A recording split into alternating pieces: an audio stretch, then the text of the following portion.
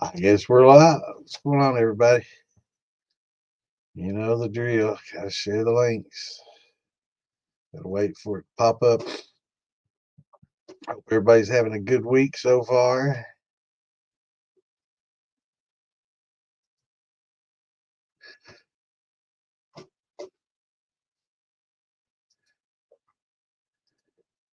Let's see if I can separate. I don't know. We don't want to do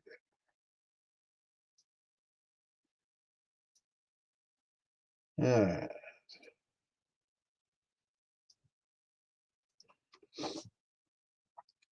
So what's everybody been doing this week? Oh, I'm gonna check and see the. Need to check to see what the weather's gonna be like. It's been hotter than hell here all week. I gotta figure out when it's gonna rain again so I can get my grass mowed before it does.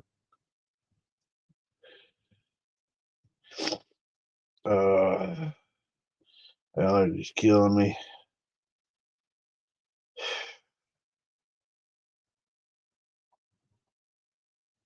Still 90 here.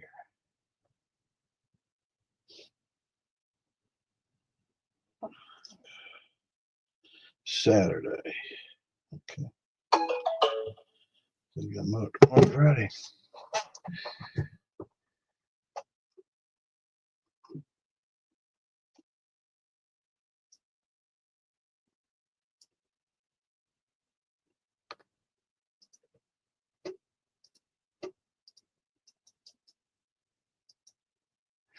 What's going on, Mark? What's up, Willie? And your 10-gallon sugar wash, awesome. About a gallon, super hot. Burns the lip. 145. Yeah, the sugar shine can get pretty hot. But you know, it's the best thing to learn on. You know, it's simple, it's not expensive. If you mess something up, you can always redo it unless you scorch something, you know. So but when you know, it also gives you an idea of what people talk about when they talk about uh, sugar being hot. So this you can tone it down, proof it down. You can run it again, kind of refine it a little bit, and but most importantly, how's it taste? Other than hot on the lips.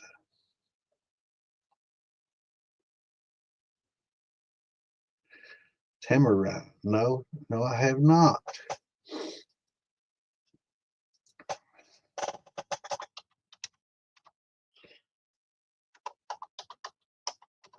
I know it's a fruit, like yeah. I'm really not been exposed to a lot of tamarind.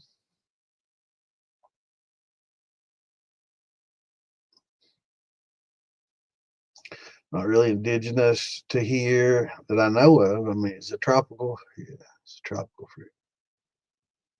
I'm trying to figure out what it would be closely related to. They say it's got antioxidant, antifungal, antibacterial, antiviral effects. Shit, may kill yeast. So I've never had tamarind. It's not indigenous to here, and you know it may be in the stores. I might have seen it, you know, maybe in some stores or health uh, food stores or something like that. But it's probably pretty rare and expensive. You know, I'm not sure. Is it indigenous to where you live? What's it like? What's going on, Kimbo? What's up, Curtis? What's up, Jeff? What's up, Joseph? Rusty? Free mangoes. Now that's what I'm talking about.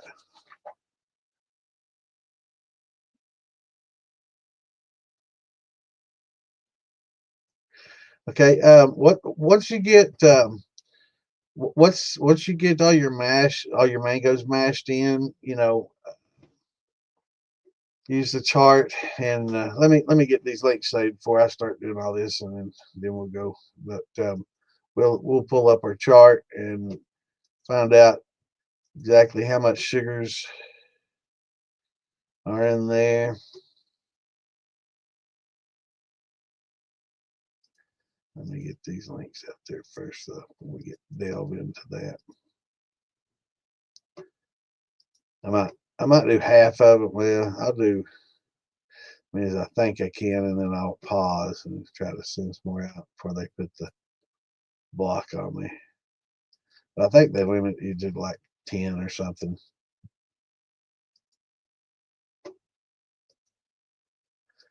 10 or 11. So bear with me just a second. Get these out.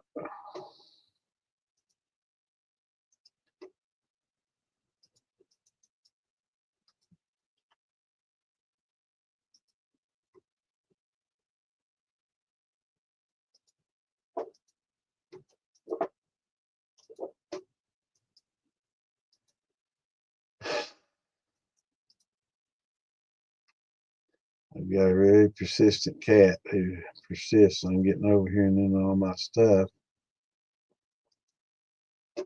Very persistent. Man, she's a stubborn animal.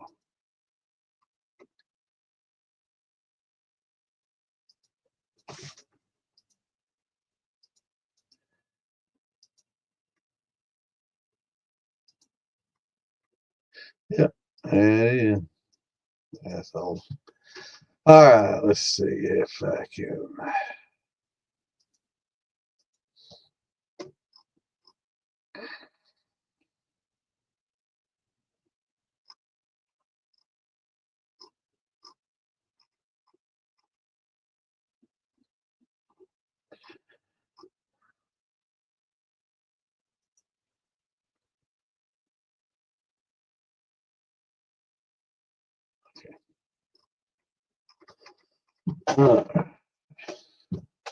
All right, now let's get back over to. No, I have not tried tamarinds, but they look like an interesting fruit. Tell us more about it. What's it similar to, and is it indigenous to where you live, or is it expensive? Got 40 pounds of mangoes. Oh yeah, that's what we're going to do. We're gonna let me move this out of here and put this back over here so I can maximize. Oh, that way.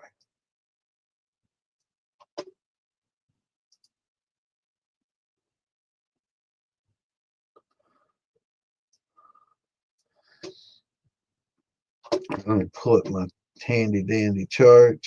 Of course, me remember all the amounts of grams of sugar and all that, and all each of these fruits. And I don't want to misquote. And I hope these graphs I use are right. I saw a new graph earlier. Somebody posted earlier this week that had a lot of the stuff in it that some of my graphs do, but had a little more information in it, like amylase. So I tried to grab that. Let's see.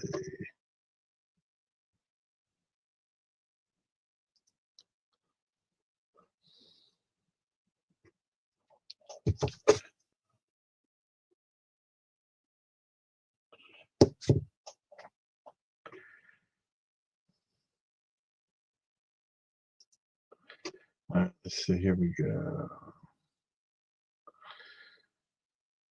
Is that it? No, that's not. Yeah, I think that's the new one, but I don't think it's very visible. I don't think it's a very good quality. I have to find the source of it.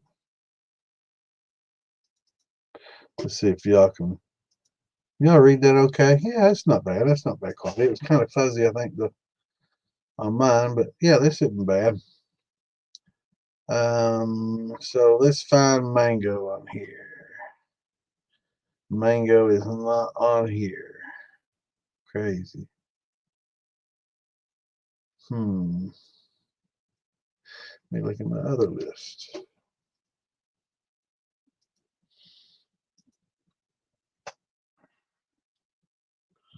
I gotta start copying everything over to. It's like it's in several different places. I know I tell say every freaking week that I'm gonna do that. I just get so daggone busy. Got so many things going on. I'm semi-retired and I'm not doing much work, and I've got so much shit going on. It's like How'd I ever do anything in the past, man? How in the world did I ever get anything done?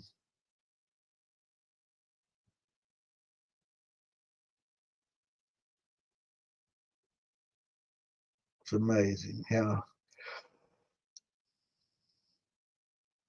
much more shit you got to do when you get older. Just keeps building. Well, I know there's got to be. To hear me.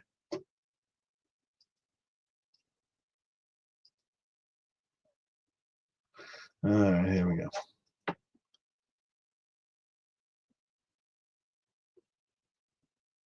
Hmm, where is my chart? Here we go. Let's see if this one has it on it. Mango. Yeah, okay, up here. Mango. So 14.8. So it's going to be similar to a banana, I would say. So let's use that. Um, so bananas, and you can use some amylase on a mango as well. It's got starches and it's a starchy fruit a little bit. It's here's 8 to 12. So this is how much amylase in grams that you would use in a gallon per gallon of mash. Uh, so to do bananas, it's a fraction of what you'd normally use with a grain, right? So if it's just corn, it's a fraction, 1/8 of what you'd normally use. So it's not a whole lot. You definitely don't want to use too much, but just a pinch in there to help break down some of those starches and get you more sugar production. Um, but then again, maybe you want some of the unfermentables to stay sweet. So when you distill it, you get some sweetness. Got a stubborn ass cat that won't stay away from my damn printer. I don't know what her obsession is with that fucking printer, man. I mean, it scares the shit out of her when I print stuff, and she's just obsessed that there's some live creature in there that spits out paper, and she just has to investigate, man. She's just infatuated with it. She cannot stand herself, man. She's got to get up in there. It's just crazy, man. She's like, I guess she's trying to protect me. She's gonna kill the ghost in the machine there, but man, she's aggravating the shit. She gets over on top of it and investigates all around it. And I'm pretty sure we break one of those little plastic trays off of it. That's what I'm afraid will happen.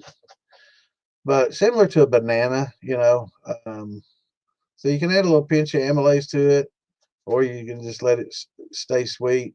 I would say probably 4 to 6 pounds per gallon, but that's for wine, and you don't have to follow the chart. This is just for wine and to get the most flavor. So if you want to substitute, and use some regular, some sort of sugar in place of fruit to stretch it out, or use concentrated, you know, uh, juices, and use juices instead of water so it doesn't get diluted. It's also a great idea. What's going on, Brian?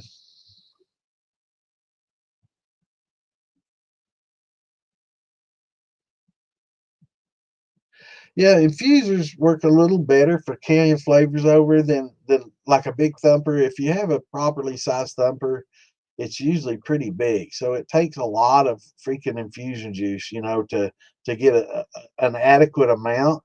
And even then, when you bubble through, you got a big 5 gallon vat here, that thick of juice. And when that bubbles through, that bubble is coming through, and it's only coming in contact with maybe that much juice around the bubble, as it comes out of the pipe. So it's really, and of course it's getting mixed around a little bit, but it's not really getting exposed to a lot. Whereas like a jar rig, it's a smaller pipe, but it's taller. You've got more volume of liquid in there, and it's actually coming into contact with as much or more. But it doesn't take much. You got a half a gallon jar versus a 5 gallon, thumper. So it takes a lot, to get that thumper to equivalent, that much infusion juice in a half-gallon jar. So, it might work better. Plus, you can put like 2 or 3 jars in series, and it would, it helps. increase the intensity of the flavor. But mango is probably one of those, similar to, I guess, not flavor wise a peach, but a flavor carry like a peach. But I've had some mango shine that had some decent flavor carryover.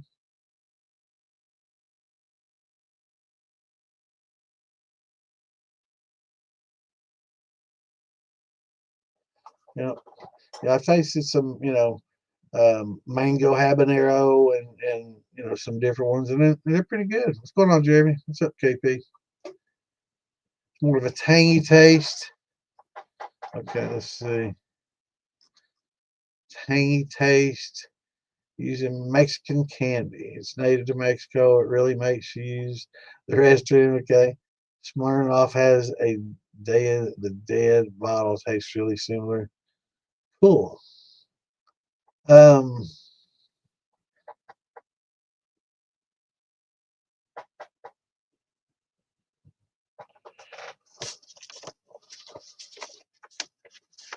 yeah, grocery very popular among Hispanics.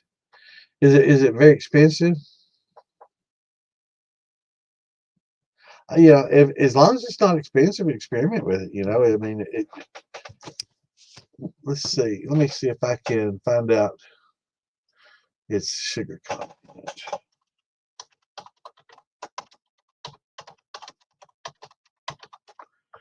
Really not. 47 grams per 100 grams. Okay. So 47 grams per 100 grams would be more like this chart. This is how many grams per 100 grams. Oh, hell, it's sweet as fuck. Is it really 47 grams per 100 grams? Is it that sweet? No, surely. AI saying 47 grams per 100 grams, equivalent to about 12 teaspoons of sugar. Wow. And dried, it's even higher.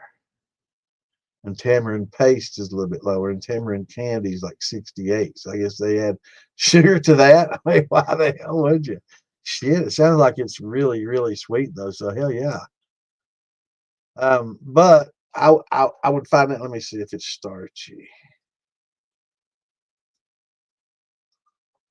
Let me see if a lot of those sugars are starch. Tamarind seeds contain, the seeds contain a significant amount of starch. Yeah, do you mess with the seeds?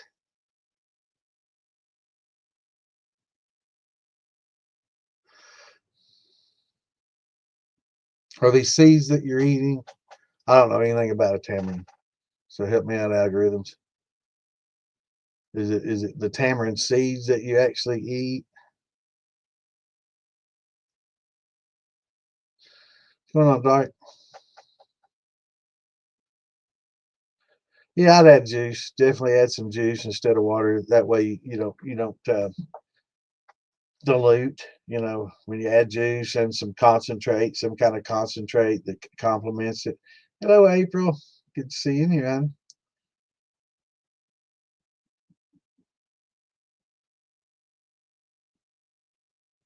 For those that don't know April Parker, she's a very good brandy maker.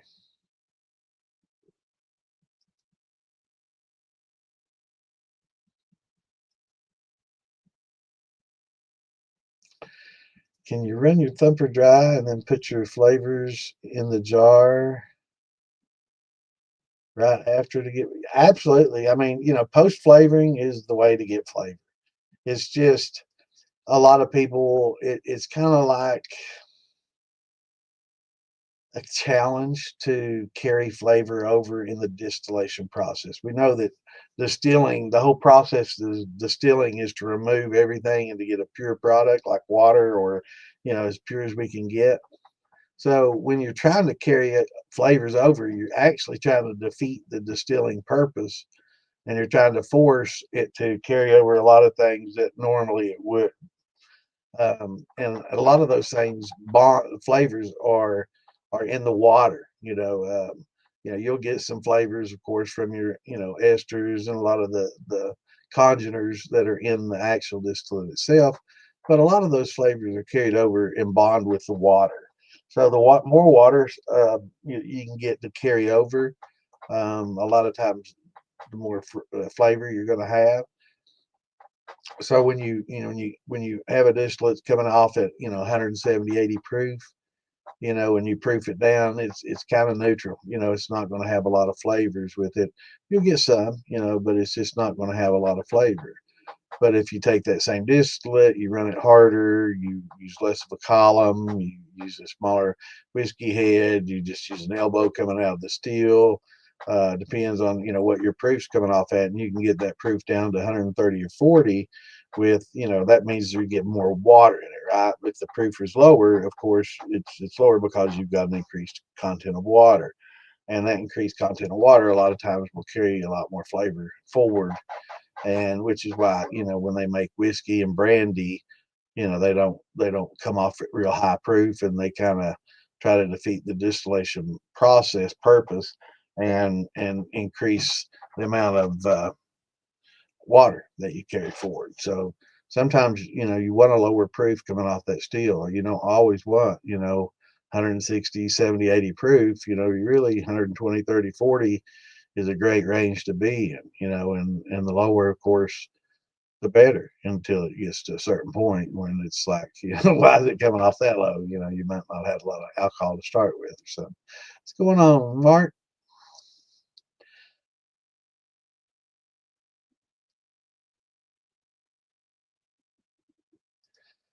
Just upgraded to a 55-gallon drum. Awesome. With a homemade half-inch PVC airlock into a mason jar filled with water.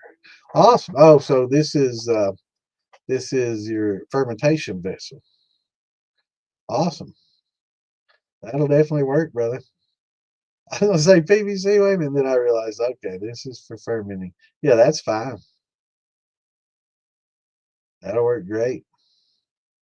I've seen a lot of people use a lot of things. 2-liter jugs, seem to be a popular. Old milk jug seems to be pretty popular. Just running a flexible hose. There's lots of ways to do it, but that sounds pretty nice, man. And a good 55-gallon uh, drum, I guess, is it's not. Is this stainless or is this like just a plastic drum? Hopefully stainless. I mean, I might be doing something else with that.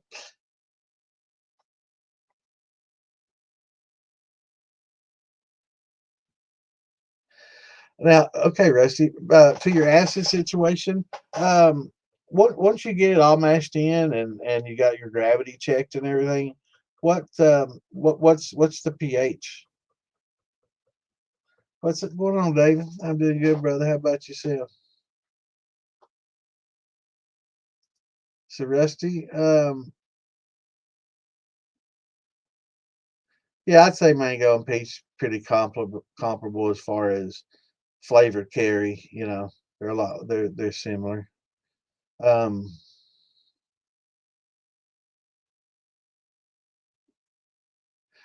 I would say it's not as acidic as you think.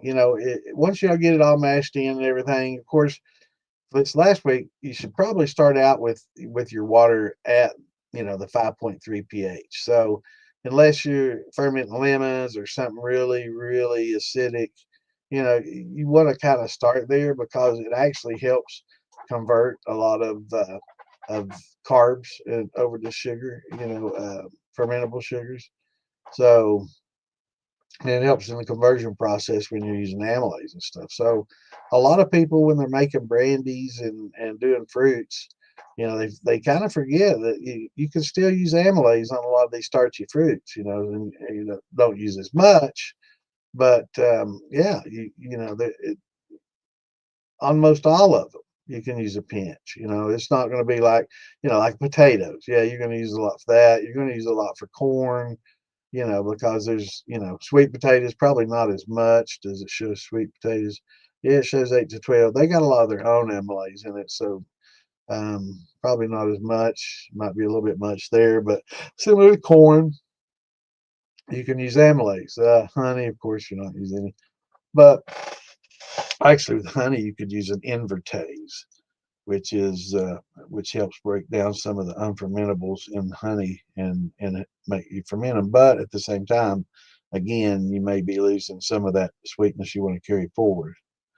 Um, so it depends on what you want. Just experiment with it and see what kind of results you get. But yeah, you just have to see. Let's see if we can find out what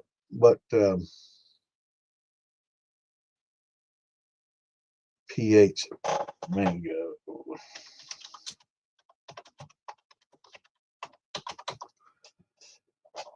So mango is 5.5 to 6.5. So they should be fine. They should be just fine. But anytime you want, anytime you got questions like this, ask me or get on Google and you just gotta word it right, when you enter in the query. But yeah, there's about 5.5 to 6.5. So actually, um, if you start out with the 5.2 or 3, you should probably not have to do anything at all to it. But it's good, that you're thinking about pH and concerned. I've seen some remarks on in group this past week. Somebody said that really pH isn't all that important, and they obviously don't have any clue what they're talking about. So sometimes you got to consider the source, and I don't want to sit there and get in an argument with the dude. It's just there's nothing really in it for me. He trolls a lot, but pH means a lot. If you talk to somebody that makes wine and preserves foods, and you tell them that really acidity doesn't mean much, it's like you must like rotten canned food, because acidity is everything when it comes to preservation. And when you're making wine, you're preserving it. Actually, with the acidity, it doesn't affect the yeast, because the yeast are selectively bred to handle the lower acidity. But that lower acidity is what helps keep bacteria growth from building up. And that's why when you do a lot of canning, when you can fruits and vegetables, you want that heavy acidity, to prevent spoilage. So yeah, anybody that says pH doesn't matter, don't listen to him. You gotta consider the source, and a lot of people, including him and mostly him, and I'd love it if he's watching, said something, because he doesn't know what he's talking about. He's not a real moonshiner or distiller. He's a troll. So that's that. I don't know why they put up with him. Got about 100 gallons of corn and rye mash. Man, that's awesome, brother. That's what I like to hear.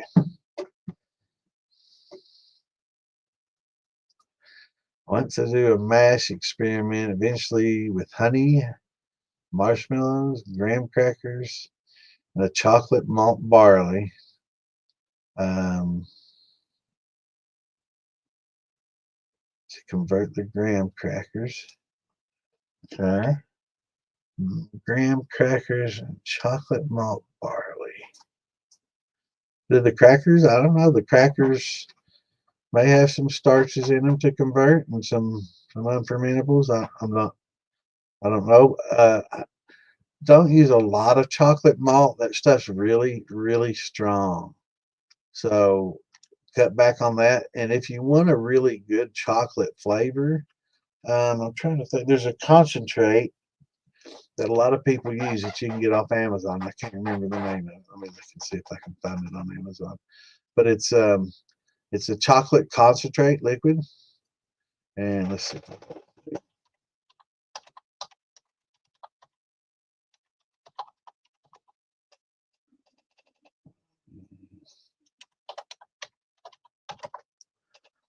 See if I can find it. I'm not sure which one of these it is.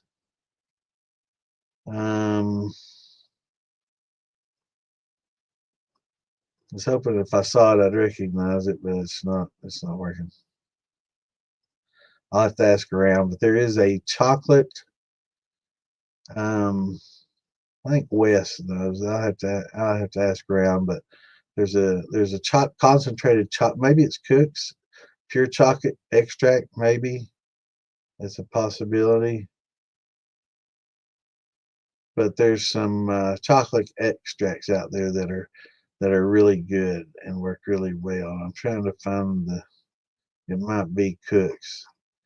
My old mind just can't remember, and I've never done it. That's why I don't know. But I've talked to a lot of people, and they say that's, they have used it, and they say that's the go-to. And I think Wes knows. I'll talk to him about it.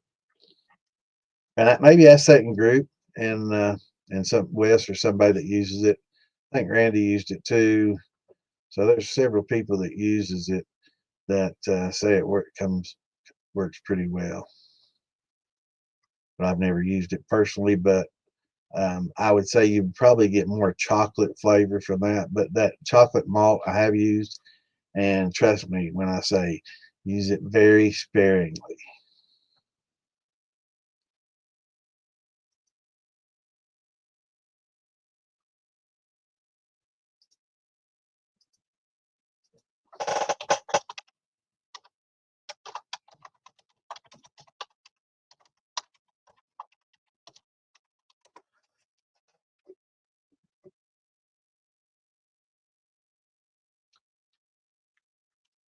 Yeah, there's quite a bit of starch in a graham cracker, so it'll help get some of them out of there for sure.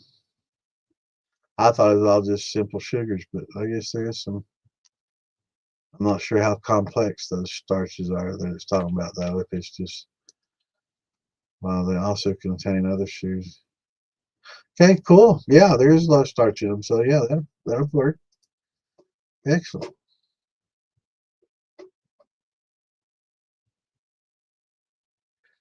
But I will say your chocolate malt's not going to do any converting, because in the process of making, I wasn't even thinking about that at first, but in the process of making it a chocolate malt, they denature the enzyme. So uh, just a little shot of liquid high temp, and maybe follow up with some glucose later would definitely be what you need to do if you want to convert any of those starches in those crackers, because when they smoke that chocolate malt, make it a chocolate malt, the way they refine it, and it denatures it, so you're not going to get any benefit from enzymatic action from that. What do you think about that? But yeah, I'm surprised there's enough starches in the graham crackers though. So yeah, usually a little bit of amylase and high temp or powdered, whatever you want to use, um, and convert those. That'd help your sugar content a little bit. Y'all ever tried this Dr. Pepper Zero Blackberry? It's pretty good.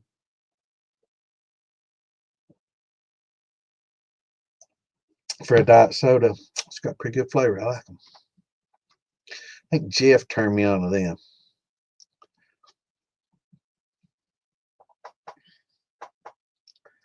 $8 a pound. Yeah, that sounds pretty expensive.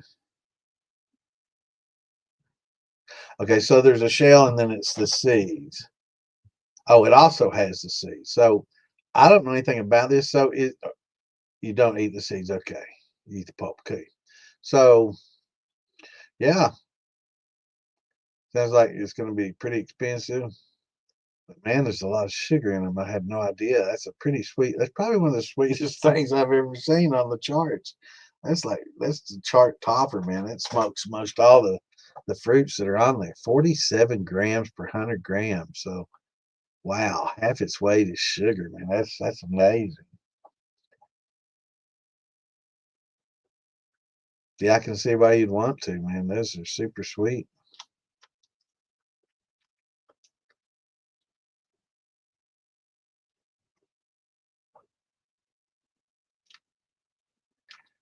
Oh yeah, yeah. I love me some honey.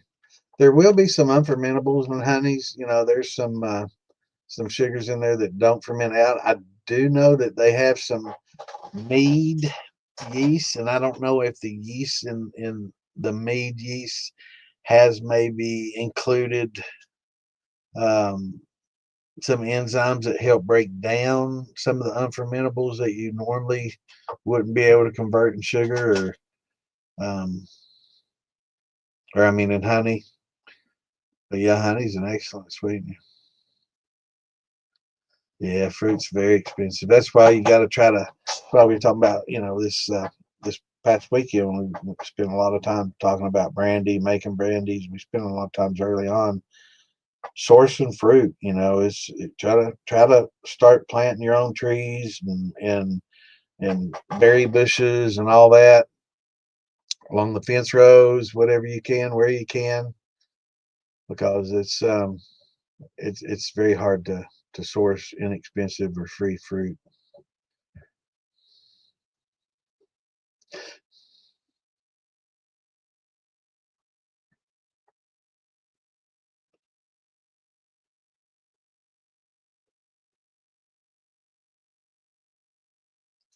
Well, the thing about it is when you make a brandy with the fruit, you get a pretty you can get a taste of the brandy.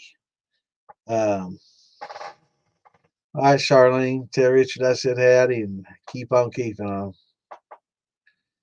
Gotta make that money.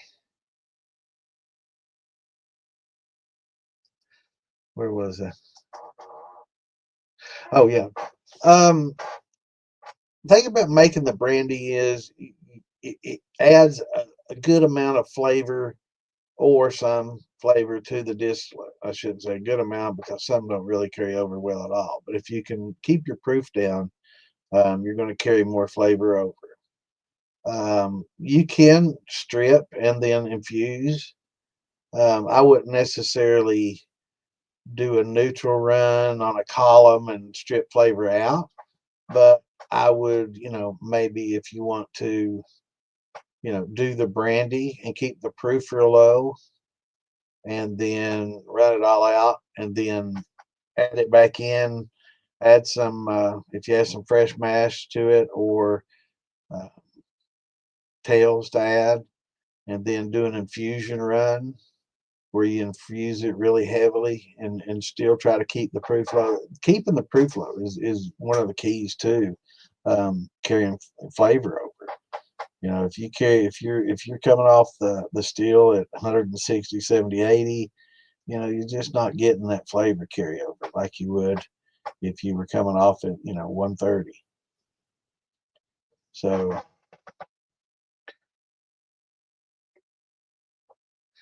cool.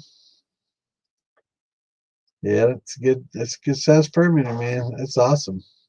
One thing I took a 55 and you can get some of that spray foam and I get a 40 that's a little taller and narrower and spray that spray foam around and put that 40 down in there and spray foam around the sides of it and insulate it, and it makes it really good for steeping. When you're doing your grains and stuff and you want to steep, makes it good and insulated if you don't have a big cooler to do it in. So that's also a thought. If you can find you like a 42 or something, they make them a little taller. They're much narrower than the drums and taller, a little bit taller, and you can sink those right in there and get that spray foam, spray around it. Of course, you can add plastic, the peanuts and insulate anything to insulate. Um, yeah, that'll help make that way when you steep, it'll hold that temperature longer, better, and it'll keep you in that gelatinization temp range for your grains. So something to think about as well. Makes a good insulated fermenter, but it holds heat for a long time. So when you're wanting it to cool off and get it ready to run once you've gotten pie, your rest periods. Let me show you here on the chart. Once you've gotten past the certification range rest period, you want to kind of to dwell in this range uh, for best conversion. But once you get to here, waiting for it to get to 100 is forever because the next morning that shit's still warm, right? You start at 200 and it's insulated good. That shit's still warm the next morning. So it really is great for that, but it's a curse if you're in a hurry to get from this point to yeast pitch. So you can just siphon it out there into another barrel that's not insulated, so it'll cool off faster, and you can stir it. That'll cool it off faster. Um, but yeah, it's nice to have something insulated for the gelatinization, temp.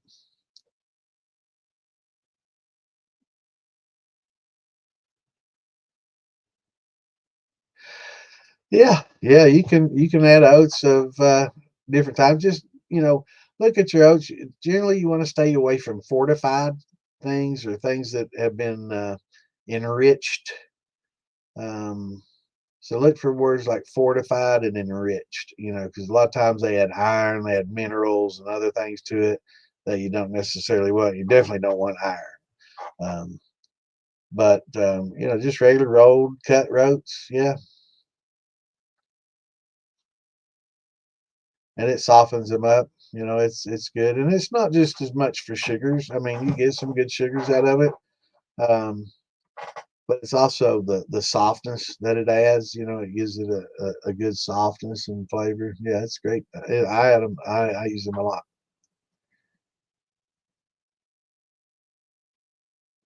Awesome. What's going on, Kenny? What's up, brother?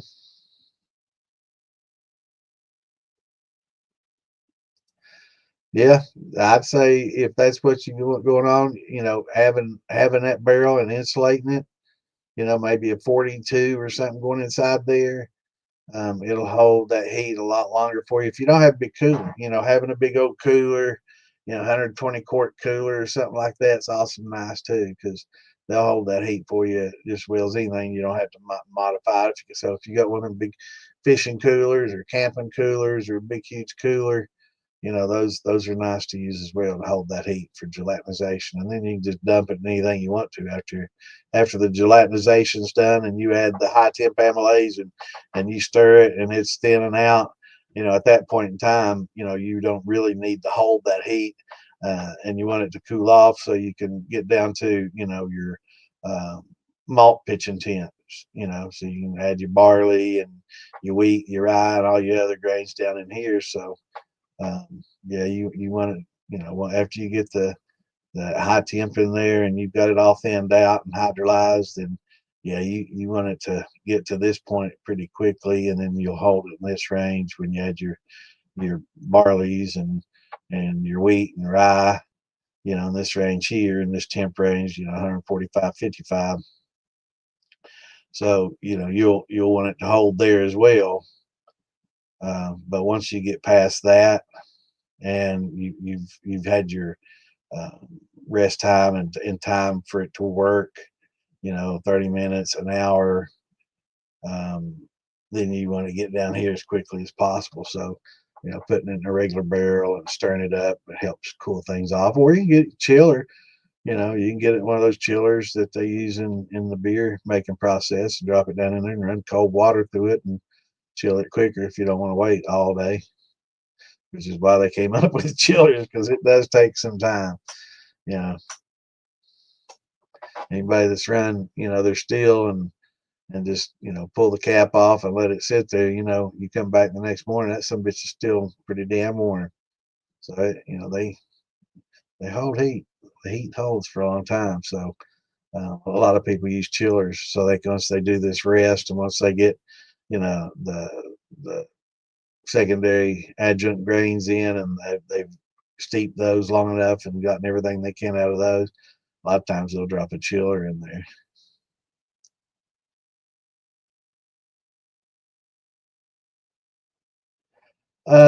No, Michael, what you want to do is basically when you start your brandy, when you start with your water, pH your water. So most people are going to need to add citric acid or lemon juice. Most people have tap water or whatever water you're using. It's usually pretty close to 7 neutral. So add a citric acid or lemon juice. Citric acid is the cheapest. That's why you got to have a bag of it in your toolkit, because you'll just use it for so many things. It adjusts pH, to invert sugar, to clean your steel. You'll use it by, and that's what you'll use, Michael. So you pH your water. Doesn't matter what you're doing. I don't care if it's lemons, whatever you're doing. You pH your water to about 5.2 or 3, and then start your process. And then once you get done adding whatever fruit, whatever veggie, whatever, grain, whatever you're doing, check your pH again. And 5 point, Yeah, Nexus, it's 5.2, I think is what a lot of people say. 5.23, they make a buffer called 5.2, and I think 5.2 or 3 and 5.5 range, that's very insignificant. That's why, you know, it doesn't have to be precise. It's nice. Um, and once you get to the level where you can be as precise as possible, then you can replicate things a lot easier. But for just a home distill, no, it doesn't have to be as precise. Once you get commercial and you want to replicate exactly the last batch and you want every batch to come out just the same, you'll do temperatures the same, you'll do grains, everything will be the same, the pHs will be exact. I mean, down to the moisture content in the grain, everything. They break it down to heavy science. They got these, they'll put one grain in this machine and it'll measure the amount of moisture in it, and they'll adjust things based on that moisture content of the grain even. So they get it down to a science so they can duplicate. But for home distilling, where duplication isn't necessarily as critical as it is for a business or for a product like that, yeah, 5.2, 5.3, 5.5, yeah, absolutely. Or 5.5 is not a bad number to start with. It's gonna acidify as time passes. We know that's what mashes do because organic acids are created in the fermentation process, right? So that's why it becomes more acidic over time, and eventually it'll quit producing those acids, and actually it may actually start coming up a little bit.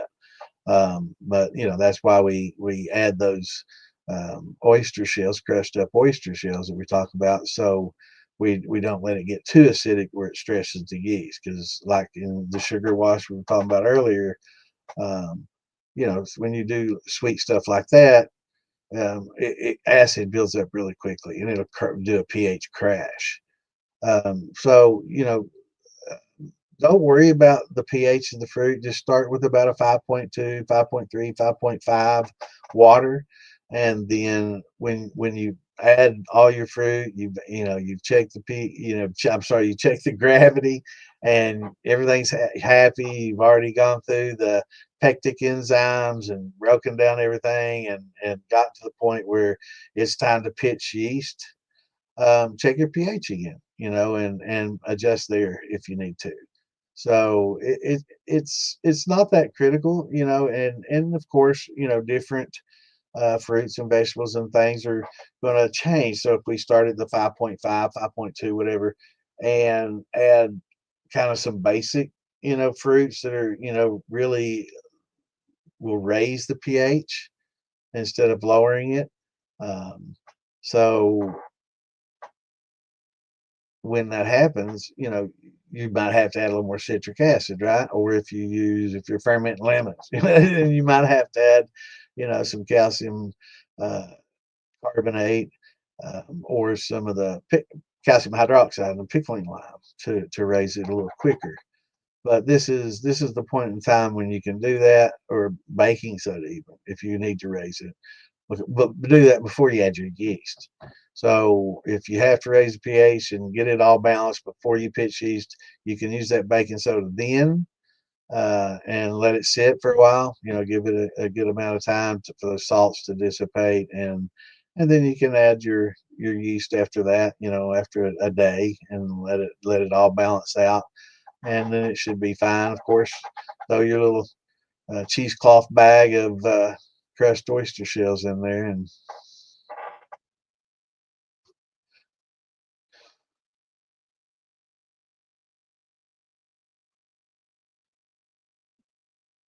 yeah, don't go to those links when you see. If you ever see anybody post a link in here and it's not part of the discussion, y'all know not to go. Right?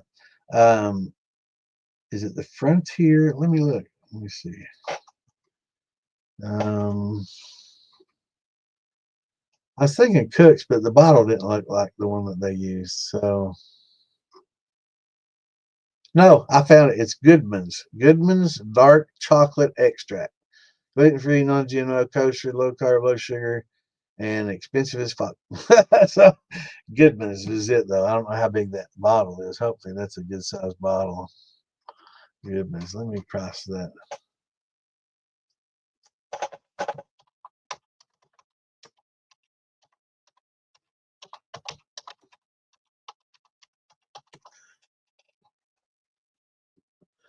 It is definitely Goodman's.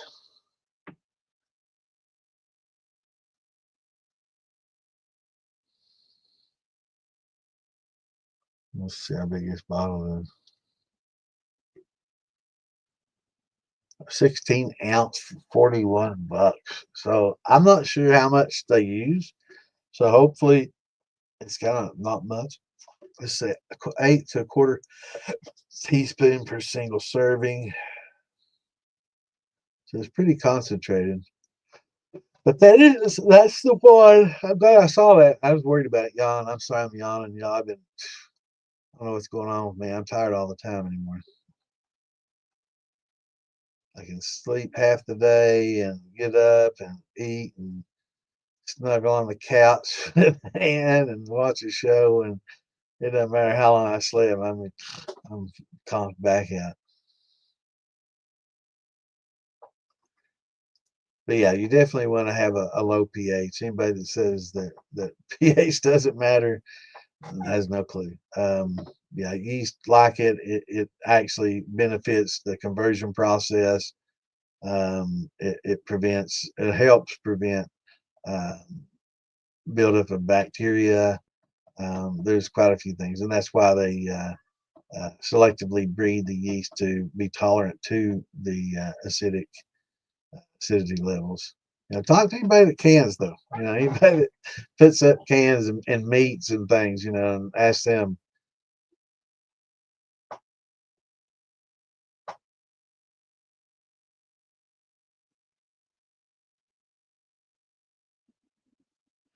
All right, let's see here. Do you have I'm squinting and reading that one. I could be reading over here. Do you have the chart that shows how to break down your ratio of grains to gallons of mash? I seen it on one of these blogs once, but I can't find it. I know they say 3 pounds per gallon of grain to water. This chart breaks it down to like 510. Okay. Generally speaking, if it's like all corn, um, 3 pounds per gallon works out pretty well. 3 pounds of corn per gallon. So, of course, if you have 5 gallons of mash, you're going to want to use 15 pounds of corn, right? So 20 would be 30, and or 10 would be 30, and 20 would be 60 pounds of corn.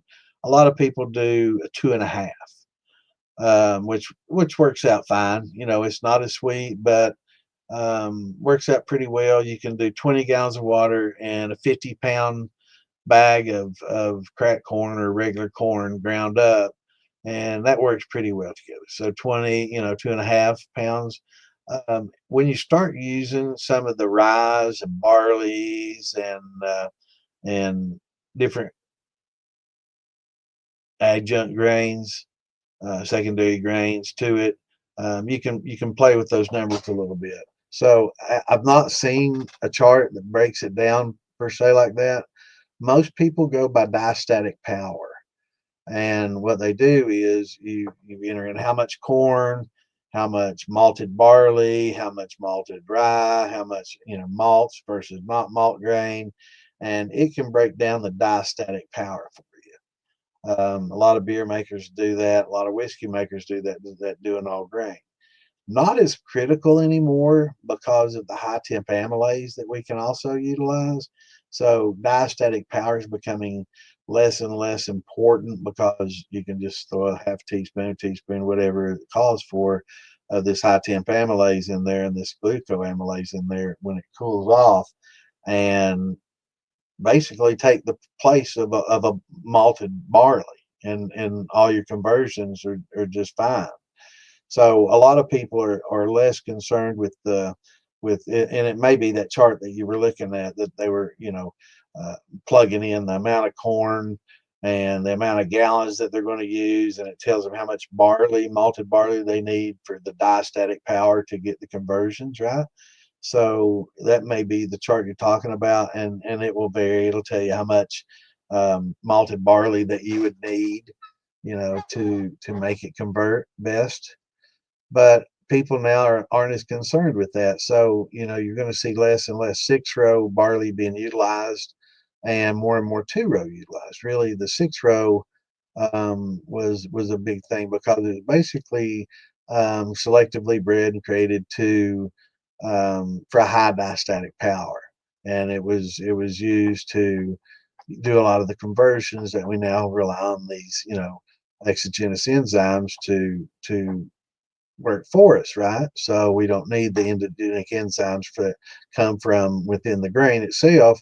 We can just use that exogenous enzyme and add it to the math. And exogenous means it's not coming from the actual grain; it's coming from the outside. You're adding it in.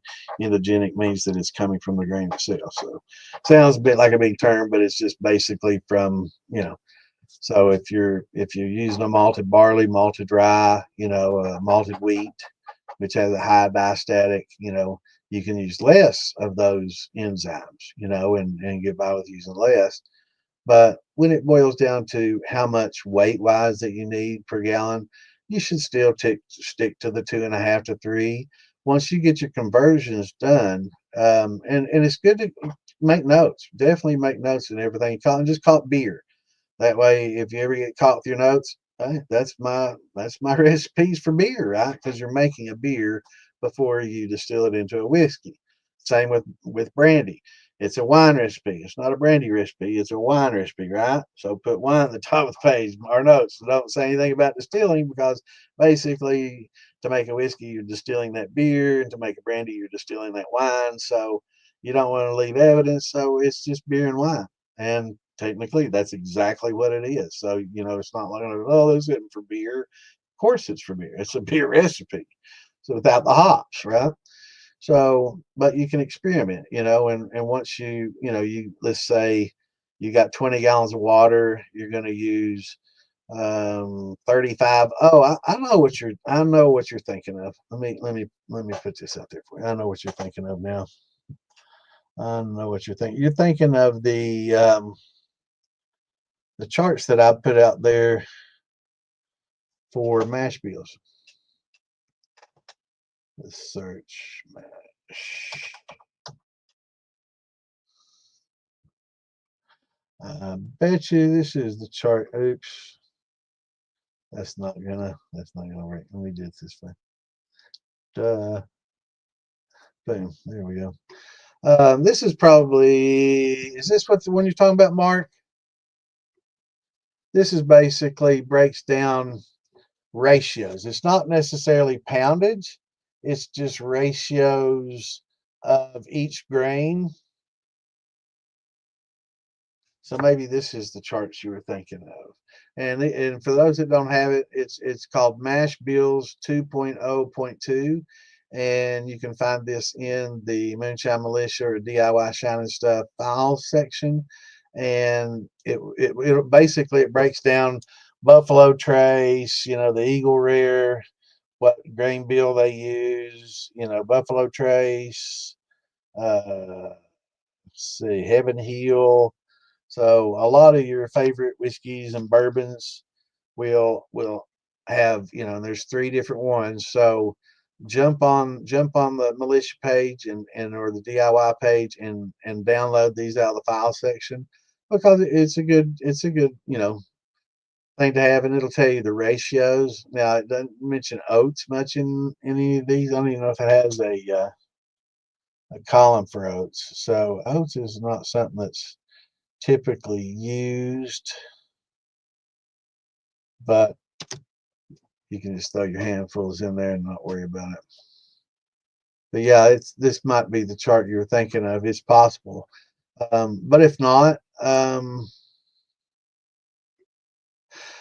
I wouldn't get the digital. Do not. I fooled with those things forever and ever and ever, recalibrating them and messing around with them. Um, the ones that I got are used for kombucha, which is a fermented tea.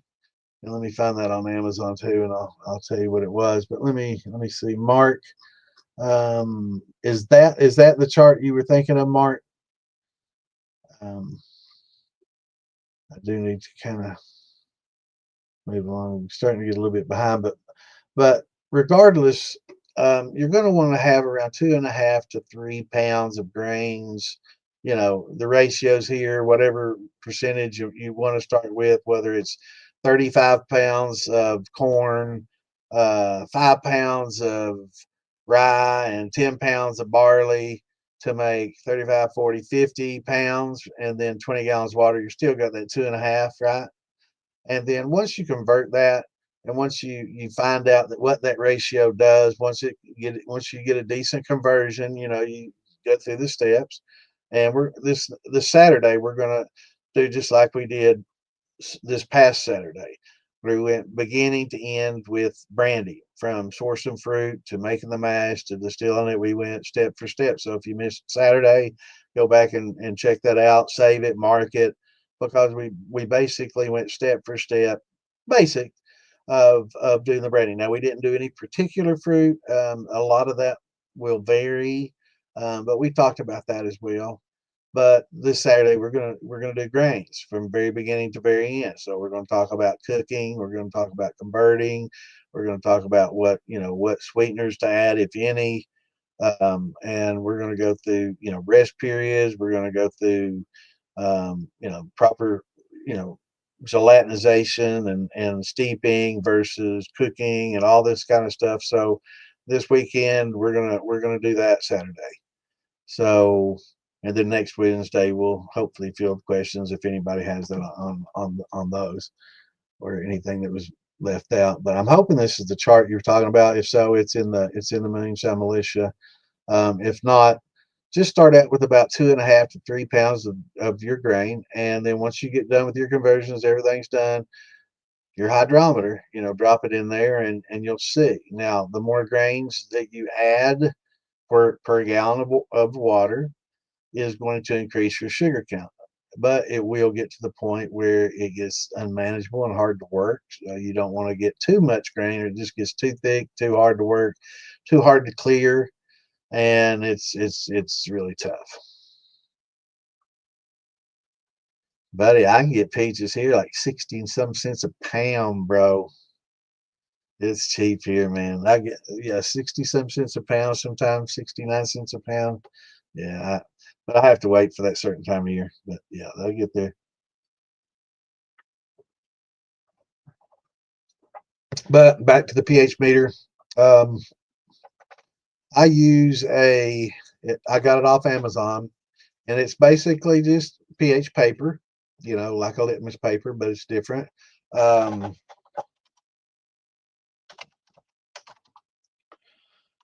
let's see which the one. See if I can do it from my orders and find it that way. I ordered some last year. I don't care. Let's see what year? 2024. I think I bought some more of it last year. Couldn't find it, so I bought some more of it. But if I can't find it, I know I've got some in here in my toolbox. Call it my toolbox, but it's actually just my box that contains all my. Yeah, here we go. This is the name of it. And I can't put that in there. Let me make a screenshot. I can put that in there.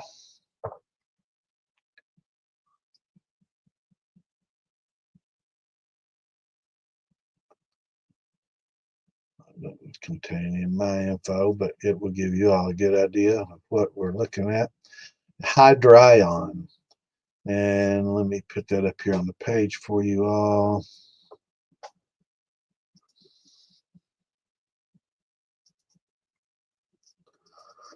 Okay, now here's on Amazon, Hydron dispenser. It's a 15-foot roll, and they say use an inch piece, and I use half-inch piece so I can get twice many. I think they say you'll get 180 readings in an inch.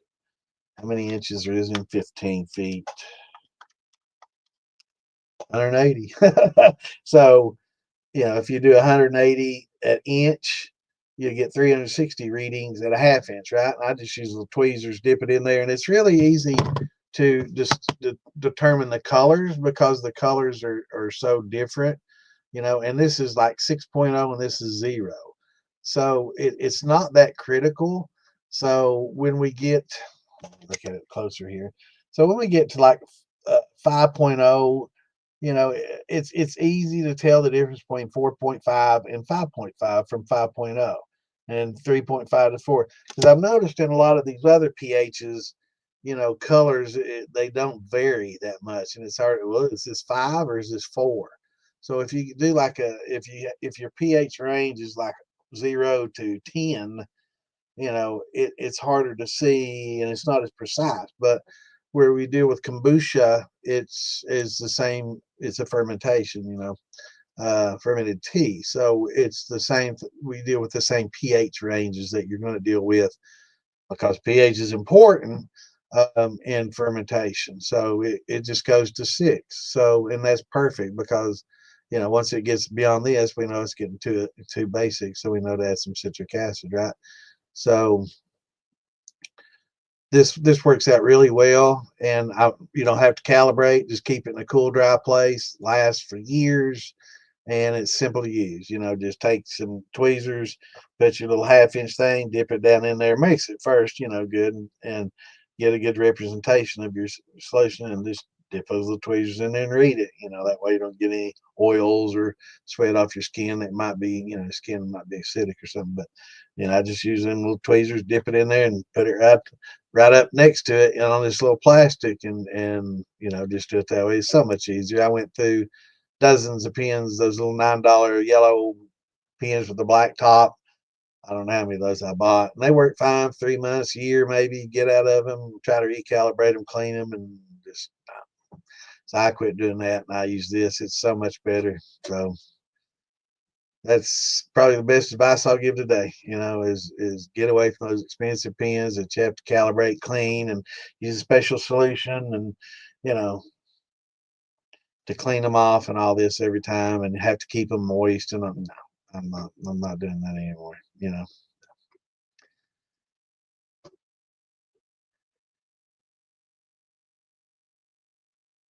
What's going on, Jeff?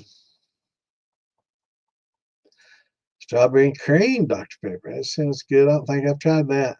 I think I got a mild allergy to strawberries. I still love them, but I tend to get a little red and sneezy when I eat them.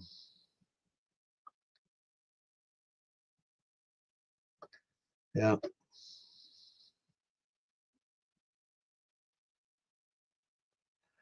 Um, it's not the Facebook page members getting ATF visits.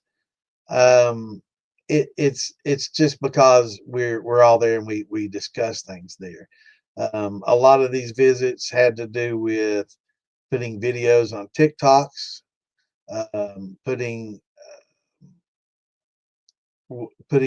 it on your Facebook page, posting you running on your Facebook page for everyone to see, and not all your friends are your friends, right? So if you're going to put it anywhere, putting it in a private group probably safer than anything if you feel compelled to do that.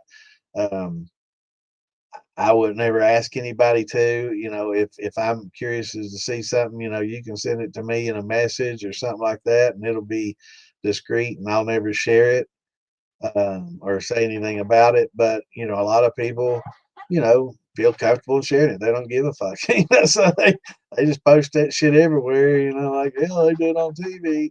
Well, it's a little different there, but I don't think, we probably do have them watching. I'm sure that they are. Um, but I think this day and time with fentanyl and guns and everything else, I don't think the Democrats and the politicians are really that concerned with a bunch of hillbillies making, booze in their basements or their backyards. I think they're more concerned with, people making large scale operations. So if you show your 200 gallon submarine pot, might not be a good idea. Or if you post it on your Facebook page and you got a neighbor that's friends on your Facebook and they don't really like you as well as you think they do, or they think, oh, he's endangering our neighborhood. He's going to explode over there and kill us all. You got a lot of idiots. So things like that happen. So I would keep it limited to your questions. If you want to post something, if you feel compelled to post something, make sure it's in a small private group. But again, I'm sure that they're watching, everything. But they do have, I'm sure, a lot better things to do than go after somebody running a 5 or 10, 20-gallon steel um, versus gun runners, fentanyl being crossing the border, and, you know, these major issues that we deal with on a daily. I think they should be more concerned with that.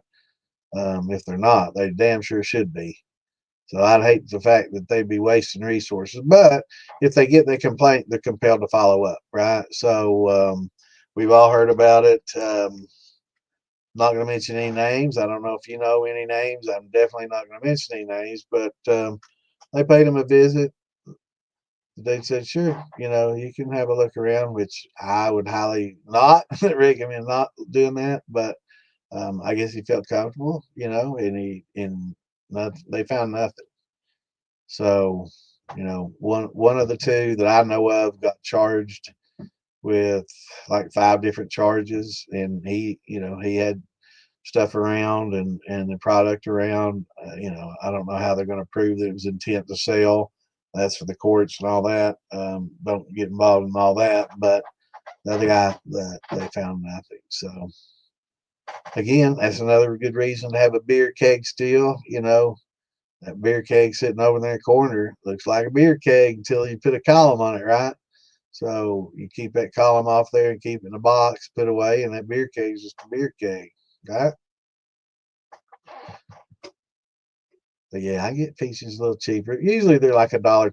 $1 is a good price, but every once in a while, I think once or twice a year, we get them around 67, 69 cents a pound, and that's when I pull the trigger, baby.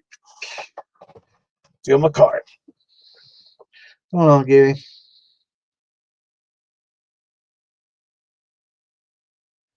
I appreciate you, brother. Appreciate y'all coming in. We all learn together. Hell, I didn't know nothing about tamarines. I found out that there's tamarines out there and they're sweet as fuck. So I'm interested in tamarines. So I got a buddy that lives in Mexico and he distills down there. So I'll be talking to him about some tamarine shine. Y'all may know him, Patrick Dooney. He's going to start him a legal distillery down there. So I'll definitely be talking to him about some tamarind shine. That's some sweet shit. What's going on over here, Billy? Frank.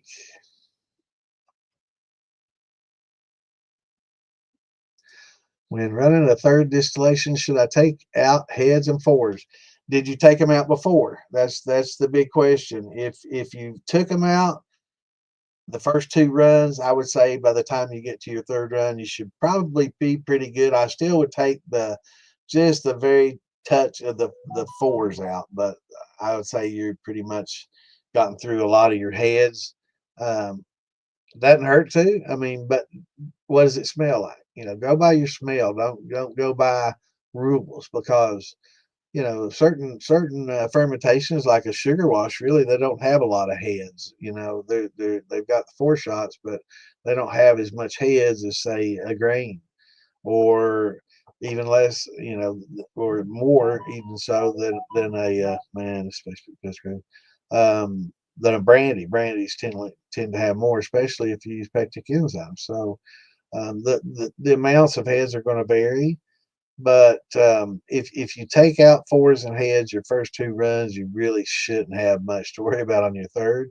But I tend to do the same. I don't just strip heads and everything off and put it in a bucket and run everything all over again and do all that. No, I take them out each time. But I find less and less each time, and I'm going by, of course, smell, feel, and taste. So And basically, once you get all your cuts made in jars, it's still there, so you're not losing anything. It's not like you're just dumping it down the sink without, testing everything, right? So on your third run, just separate your jars out, number them, and start in the middle, go to the right to you get to your tails because that's pretty easy to taste, right? So you know what jar to push to the side. All right, those jars and past are pretty taily, so those are going to go into the tail bucket, right? And then so we know the heart's here, so let's start working our way back towards the heads. And the reason you want to do that is because you don't want to taint your tongue with acetone. You don't want to start there because it's hard to get cleansed out of your palate, right?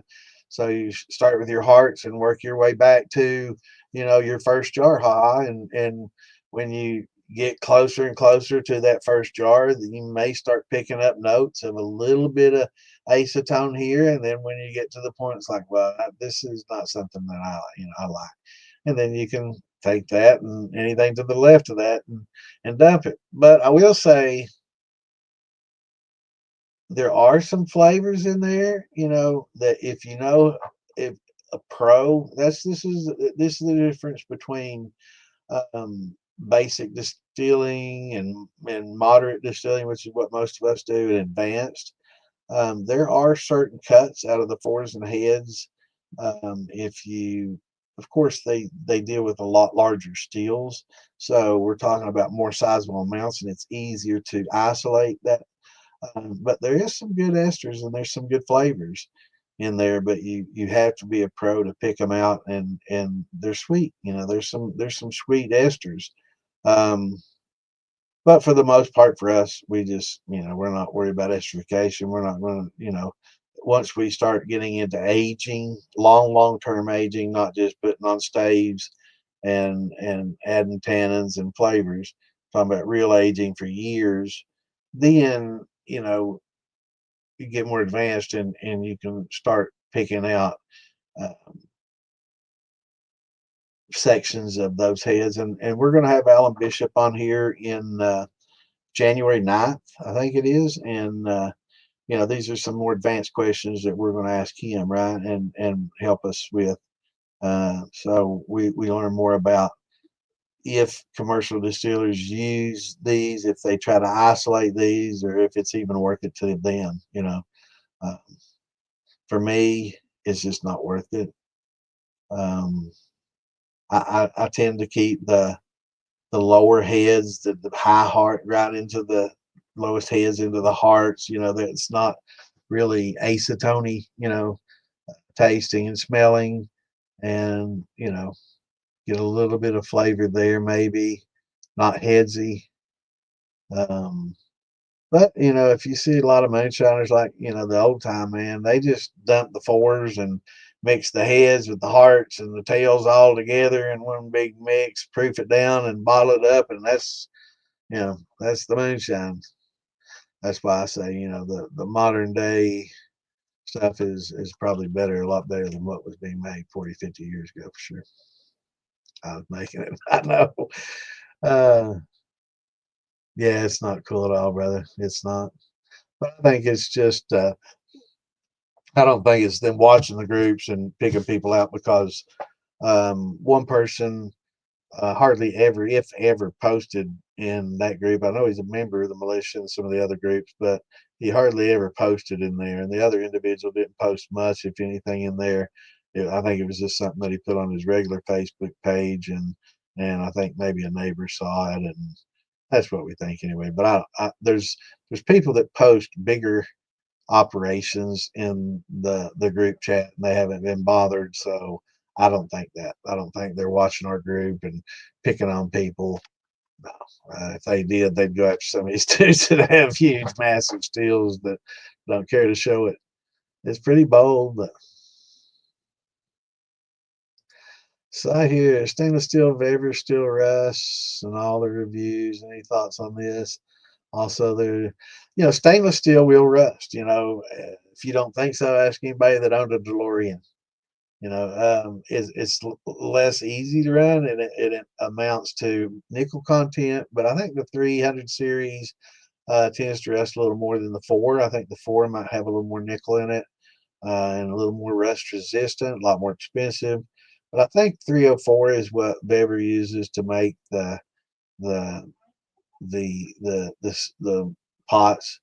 So it's not. I don't think that's going to be a really high rust resistant.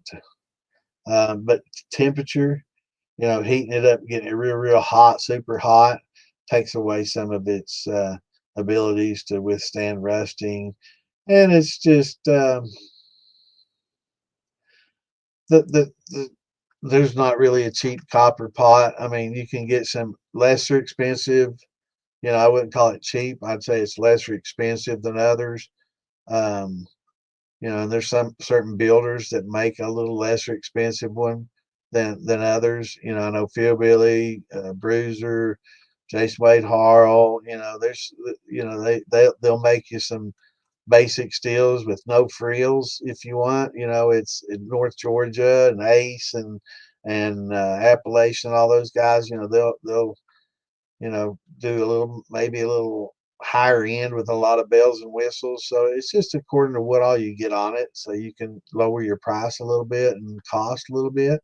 If you're pretty handy, I put a 15 or 12, 15, something like that pattern in the militia page. So it gives you, and it's a paste pattern, but you can, you know, put shape it to where you come up to a 4-inch ferrule and put you a ferrule on there so you can make it modular.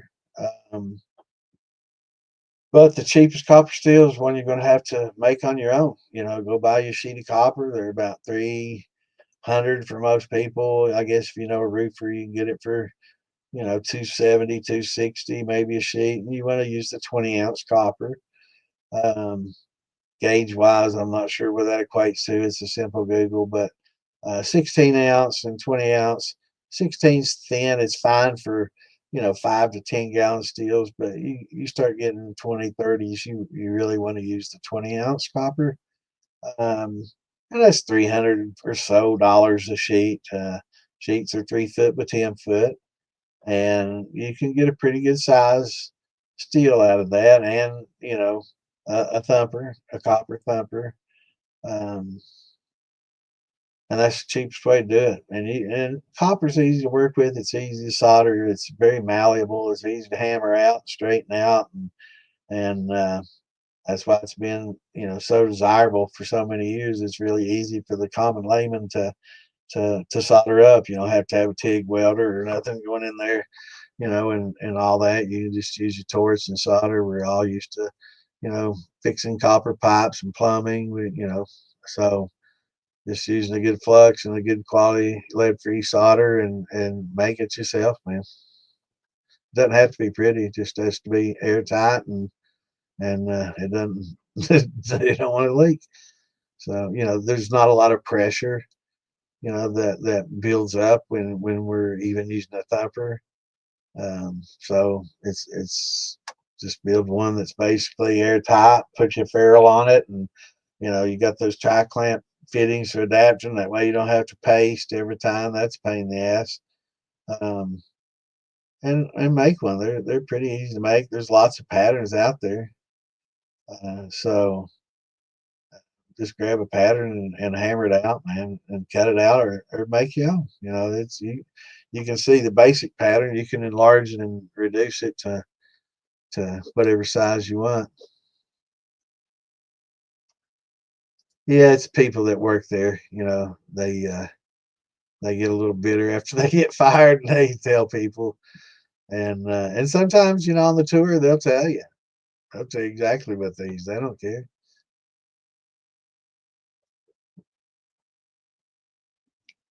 And if you look at most of them, they're all the same. They're all very similar. You could go down this chart. 75, 75, 75, 70, 68, 78. They're all pretty tight unless it's a high rye or something like that. But again, 75, 75 all the way down 63, 75, 75, 60.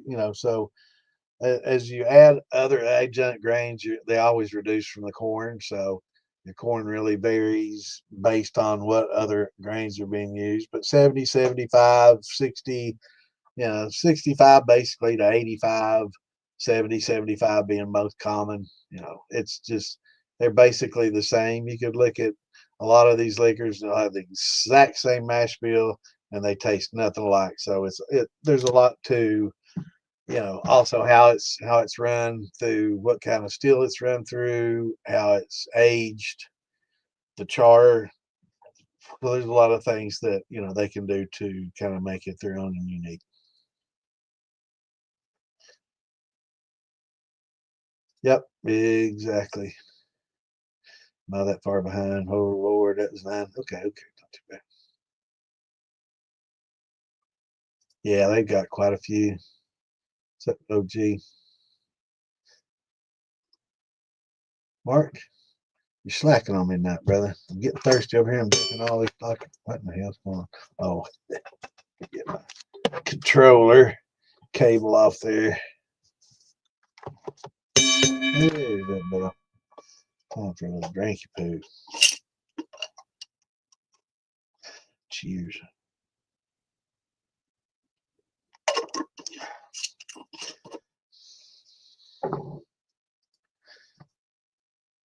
No, they didn't have pH meters. Yeah, and that's exactly right. You know, they had uh, they had recipes that were handed down, so they knew how many pounds. You know, they'd measure weight, and they knew what temperatures, because boiling water is pretty much boiling water. You know, so you know they had all of it down. You know, and they used the good spring water. You know, one thing important to know, and the reason a lot of them want to use limestone water is because calcium content. Calcium is an extremely important mineral in the fermentation process. It's essential. You got to have it. That's why I say to use the calcium carbonate oyster shells for buffering, but not only does it buffer, it adds the calcium to whatever water you're using, whether it's distilled, whether it's tap, whether, you know, it's spring without it, spring with it. You know, really can't get too much. You can get hard. One thing you have to be careful a lot of times too, though, is when you get into a lot of limestone, sometimes you can get into iron as well. And you definitely don't want iron. Iron is a bad thing for your fermentation. You don't want that in there. It's hard on your fermentation, your yeast, and it's hard on the chemical processes that take place. So calcium is essential, though, and that's why a lot of the limestone water tended to do better, because they didn't know the science. They just knew that for some reason this water works better than other reasons, and it was the calcium content that caused that, and the fact that it was more pure and not like tap water, you know, or high in iron. So if you got, you know, a lot of people use well and spring water, but if it's something that kind of rusts if you around your tubs where it drips, or if you got a faucet that drips or something like that, and you see that yellowing, or you see yellowing from the iron and the rust, probably not going to be good. That great of water to ferment with, even though it might be spring water. You know, all spring water isn't created equal, not are all good.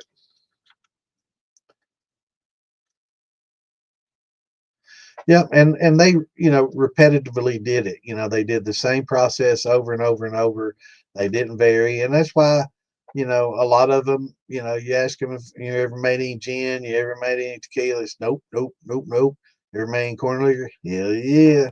You know, and they tended to stick with grains, right? And they had different grain bills. Sometimes they did a rye, and sometimes it was just corn and barley, and sometimes it was just corn. You know, that was about all they would vary. So, you know, they didn't do a lot of different distillations. They did what they knew.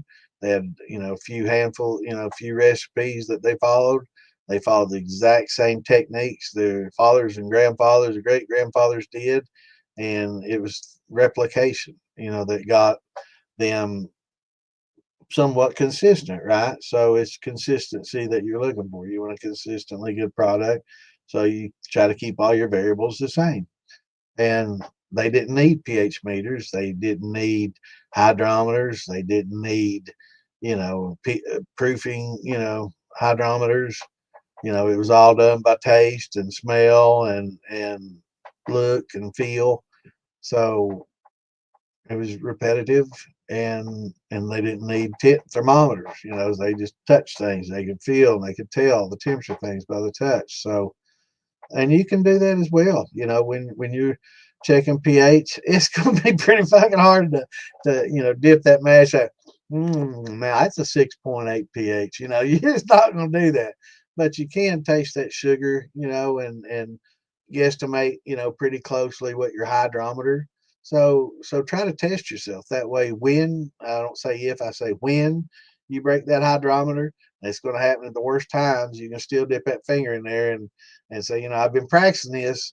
So every time you do a mash, taste it and say, oh, that's right when you get ready to pitch your yeast, taste that mash and try to guess what that sugar content is. Do it to your fingers, get it wet and kind of dry it and see how sticky it is on your fingers. Taste it, smell it. Just use all your senses that you can and guess, and then drop your hydrometer in there and see how close you come. And then you'll notice as you get more and more and more experience, it's like, man, I'm getting pretty good, just like reading those jars, those bubbles and, proofing. They don't need that hydrometer. They always, and I'm pretty good when it gets to, 100, 110 proof and higher. I could get pretty damn close. But when it gets to 110 and lower, when it's been, proofed down with water and stuff, you start dealing with little tiny bubbles of water and it all changes. So you have to look for different indicators. I think it's a little bit more tough when you're proofing it down that low. But at that point they would just go by taste. They could tell pretty much by shaking it. This is 120 proof. So if I want to take it to 80 from 120, I know by fractions that's like a quarter. 120. Let's see, 30, 60. That's 30 for every quarter, right? So if I want to go from 120 to 90, I'll add 25% water on top of this, and I'll have pretty much 90, right? So it's simple math, and you can figure that out without, a hydrometer, So there's certain ways that you can do it that way, and it's good to practice that way. When you do break it, you you won't be as dependent on it, but you'll be ordering one soon because I love them, man. I wouldn't. I've been spoiled. Wasn't very happy with the first run on your new setup. Didn't have much flavor. Would I get better flavors without packing column with copper mesh? Yes. Um, Generally, packing it with copper mesh causes a lot of reflux, and it does take out the sulfites, but it does talk to it does increase the proof. So if you take, because of the reflux, so your proof is going to be higher, and you have the higher proof, less flavor, right? But if it's something that's sulfury, and we were talking about that. I think in the group somebody was talking about they had a mash that was sulfury and they thought they'd ruined it and all that. No, that's what the copper's for, and it'll take it out. It might take a couple of runs to get it all out, but that's why we use copper in that copper mesh. But if it's not real sulfury, you don't have to pack it as tight. And I noticed you said column, so instead of having a tall, spool, maybe use a shorter spool before you go into that elbow, and reduce the amount of reflux that you got, and try to get more water in there, because that's what that's what I'm gonna do for my watermelon brandy contest. Is I'm not using the column at all. And in fact, I'm gonna come right out of that still with maybe a 4-inch. Hopefully I don't have much sulfites in it, because I don't think I'm gonna use mesh at all. I'm just gonna go right into an elbow, and then into my shotgun, or into my infuser, my inline infuser, the wishbone infuser that I got, and then into my shotgun condenser. So yeah, I'm gonna decrease the reflux, and no deflag, none of that, no sight glass, just straight up short into an elbow, right into my inline infusions, and then into, well, I have a bypass, of course, but then into my um, shotgun condenser. Yep, yep. Philbilly can do it. Bruiser, they these Jason Wade Harrell. I guess all of them probably will make a bargain, um, low frills, basic steel for you without all the bells and whistles. But I know Bruiser, when he first started, he was, it wasn't the best of work, but it's his first time. So he started out, his prices pretty low, but as he's gotten better and better and better, his prices have come up accordingly to the quality, and that's fair. And he makes a good quality now. He's been at it a while. He's turning out nice stuff. And same with Jason Wade Harrell. He started out and wasn't as great. And you've all seen him on the Master Distiller and stuff. Man, it's amazing how quickly he can crank out a fucking, you know, uh, copper steel in a workshop. He can do better now just sitting in there in 4 hours cranking out steel than a lot of people can do in a week, right? So he's come a long way. So all the steel builders, they're all ashamed of their first work, you know. Um, Maybe some more than others. Some aren't really shameless at all, but most of them are ashamed of their first work, and they're like, "Yeah, I wish I could buy that back." Because people are out there saying, "Yeah, I got this from so and so," and they're like, "Ew, look at that solder." So a lot of them would probably like to get some of those first steels back that they cranked out, but it's a learning process, and it's to be expected. But yeah, there's nothing like doing it yourself. It's not that hard. It's not that hard. It's just a matter if you got your time.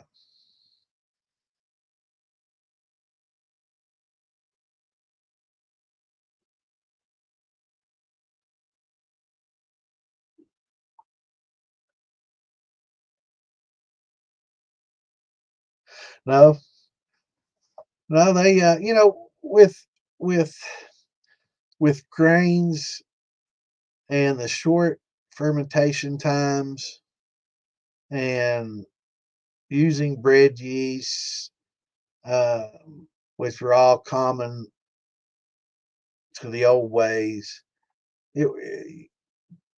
pH was less critical. You didn't have pH crashes. Uh, you weren't distilling for long periods of time, or I mean, fermenting for long periods of time like you do with a wine. Fruits take a lot longer to properly ferment. Generally, cooler temperatures, different yeasts, and takes a little bit, well, considerably longer. So 4 days, 2 or 3 weeks, right? So with a lot of grains, your fermentation is like 4 days, so it's not as critical. The bread yeast aren't, they don't have to have as much acidity. Um, so it's probably less critical about having less bacterial buildup in a 4 day mash because it's really not going to be that long a period of time. Now, if it's one of those things that you're going to let sit for a long time, like Tom did his corn mash that sat in his barn for 6 months, that made out one of his better liquors. Um, it's not that critical, but if it's going to be a long period, you do the same with something that's pretty much a neutral pH, and you're going to have some bacteria build up. Whereas if it's pH of 5 or 4, you're not going to have the same levels of bacteria. So and it's like, a lot of people say, well, in all these distilleries I go to that make whiskey, they have open fermenters, man. They don't worry, they don't have airlocks and all that. Right, they're not making brandy, they're not fermenting over long periods of time. One little fruit fly in a 5,000 gallon vat means absolutely nothing to them.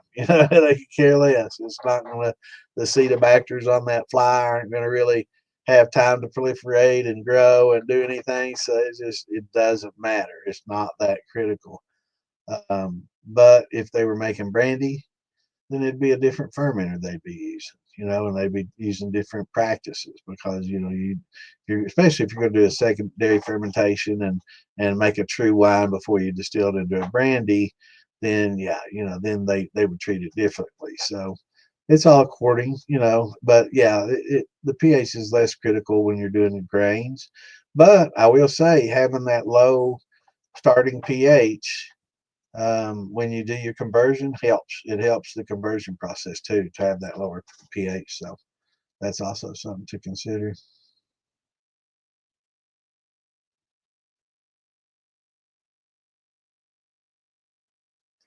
Yeah, I'd reduce that 20 to it's like a 4 inch. You go into your elbow with that, and you'll get quite a bit less reflux. 20s like that tall and like a 4. So you're getting with the mesh, you're getting some pretty good amounts of reflux.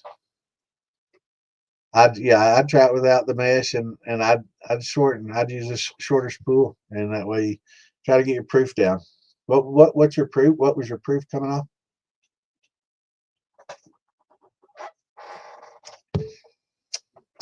Welcome back.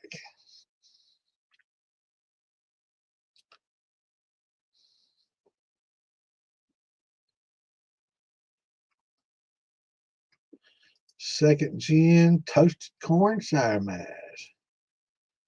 What's going on, Lisa? How are you?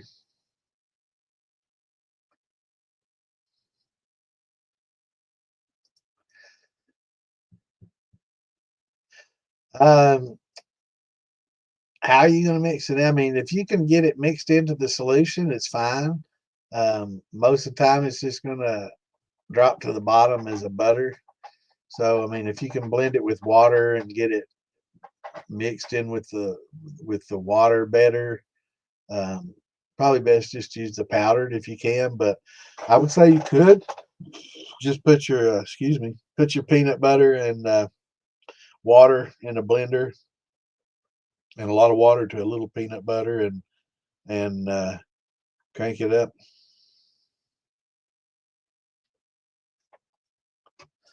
Yeah, yeah. You gotta, when you become commercial, you gotta keep all your records. For those that watched the Moonshiner show, when they saw what was his name, when they came in and Tickle or Tim, I'm sorry, Tim went to work with the Bean brother. He really had trouble keeping track of all the records. But I mean, you have to. Well, it's not to the kernel, but to the pound of corn, all your grains, all your supplies, everything that you do, everything's accounted for, written down, and documented, and they want to see that. And if you don't, then you're in trouble. So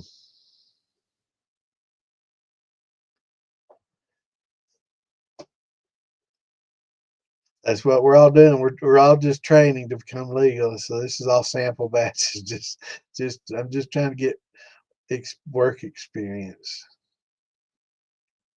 But yeah, it just don't post a lot of your stuff around. And I enjoy seeing it. Everybody enjoys seeing it. But if you feel compelled to share it privately with people. Definitely don't put it out on your public page or put it out in a public forum somewhere that has public. Try, maybe a private group with not so many members. But I know some people just gotta tell somebody. If you're gonna do that, tell a buddy, tell a friend, send me a pic or something like that. Ask you questions, but try to keep it out of the public eye. That's when you start running into issues. Is when you do TikTok videos for the whole world to see, right? That's gonna, you know, everybody sees those.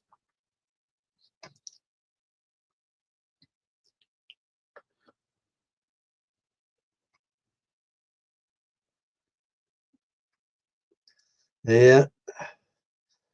Well, having parts, as long as there's not, whiskey, it's hard for them to prove what you're doing with it.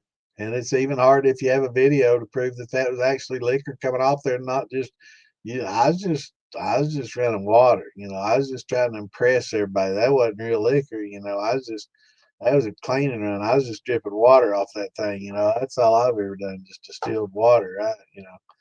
Kind of be kind of hard to prove. So they have to prove beyond a reasonable doubt. So if they don't have the smoking barrel or the smoking jar or whatever full, it's gonna be hard for them to prove.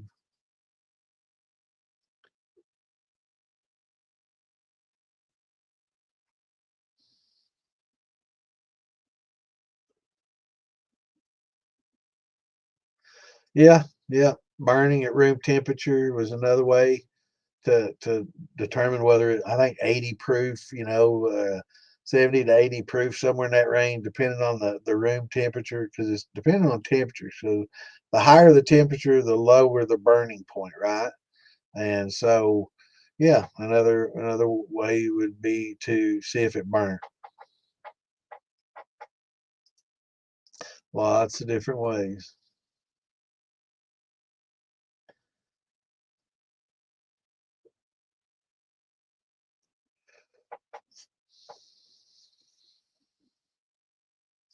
I'd say so. Yeah, if they could have stainless back then, they had to run stainless. Yep, it's just got to work. Don't leak, hold heat, hold vapor, and that's all you need.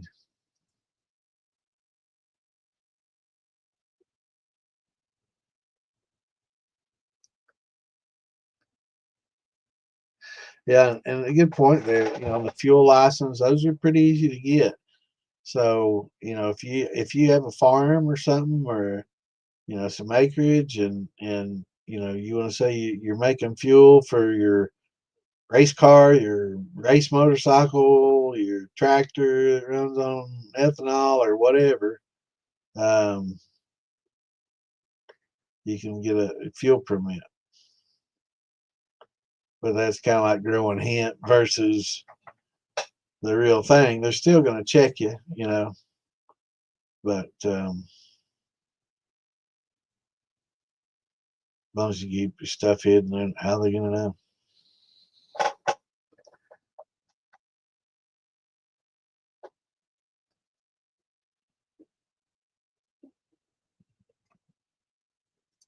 What effect does column diameter have on flavor?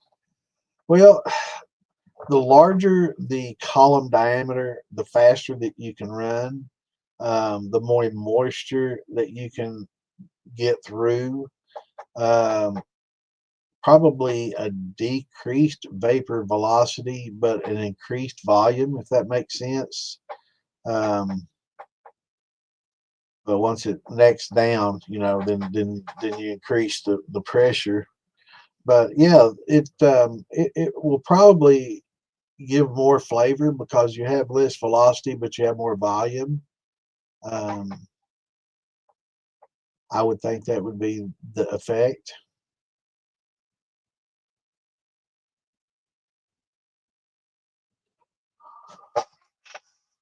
So try to keep those proofs down. Unless you're making vodka or some high temp or high proof something. It's best to try to keep your proof down. I know it's pissing contest for a lot of people. Oh, I made 191. Okay, that's awesome, man. What it tastes like? Well, I couldn't take it. Yeah, I proofed it down. It had no flavor and don't taste like water and vodka. It just doesn't have a lot of flavor at all. So, but a larger diameter will have less vapor velocity. I mean, because a pot that's boiling is going to give off X amount of vapor, right? So that same pot with a 3 inch or a 2 inch versus a 4 inch, um, it's going to have more vapor velocity in the smaller tube. The larger tube is going to handle more volume but less velocity. So probably increased dwell times in any kind of infuser that you'd have because you have less velocity, less force behind it. So you might get increased dwell time out of that as well in an infuser.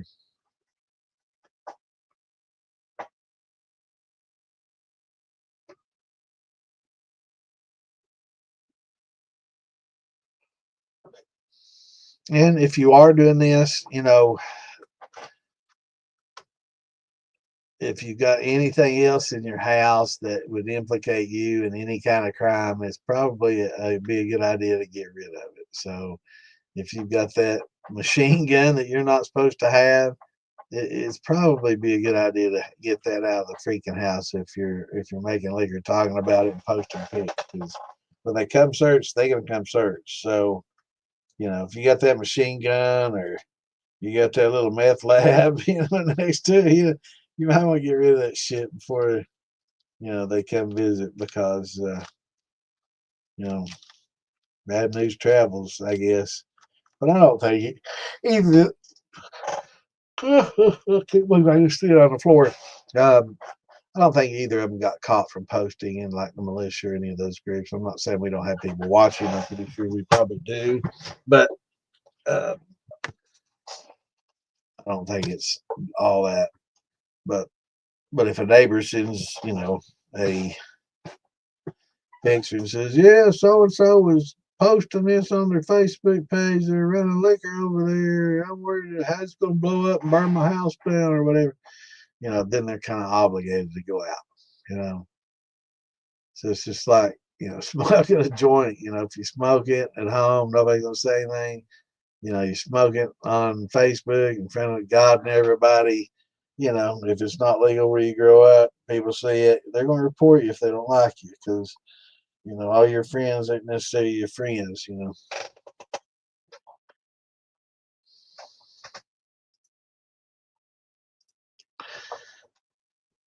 Last week I was talking about using an egg as a hydrometer. Yeah, I remember.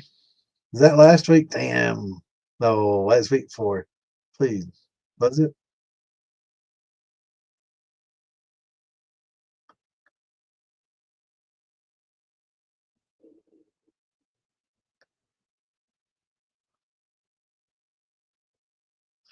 Awesome. Yeah. I guess that's nature's hydrometer. I just wonder if all eggs are the same, because some of them have double yolks. I just wonder if they're all the same. All of them have that same air gap. I know they're all a little bit different in size. So I just wonder if there's not some variables there to consider, or if they pretty consistent. Be pretty interesting experiment. You had a good day. How about you, brother?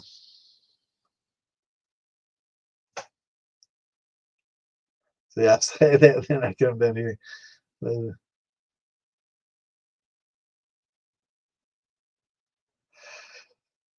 Yeah. Oh, yeah, they knew. They could taste, a lot of the stuff that they did back then, they could taste how much sugar they had. They knew.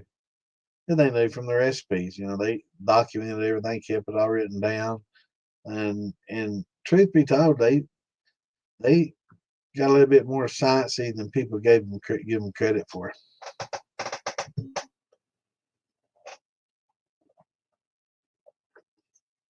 But they may not have had all the tools, but they knew what was needed and why.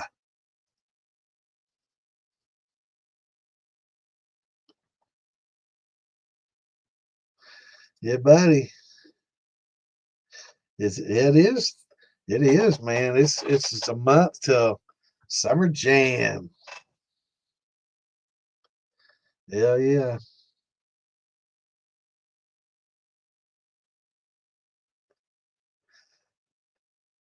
Auto erection.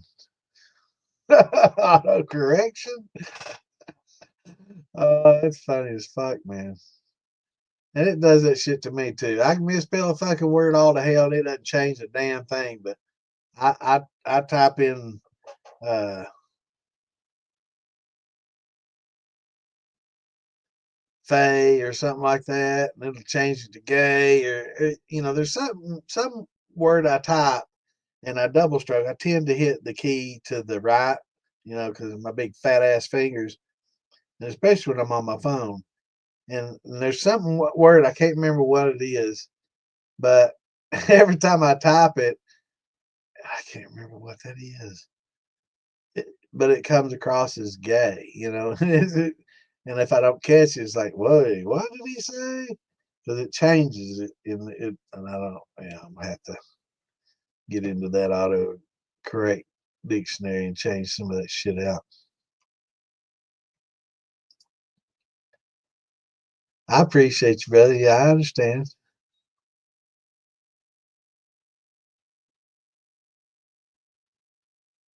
Not at all, brother. I appreciate all the help. I've never seen you give any bad advice. If I do, I'll say something. But everything I've seen you say, is spot on. So it helps me, because I do get behind. So while I'm explaining something to somebody, and you can help somebody else, I definitely appreciate it, man. That's what we're all here for, is to help each other, right? And I learn from you, you know, just the same. We're all here to learn. Anybody says I know it all, there's nothing that you can't teach me. You don't. You're just stubborn, and you might be dumb if you think you know it all. You definitely don't, because I've forgotten a lot. Getting old.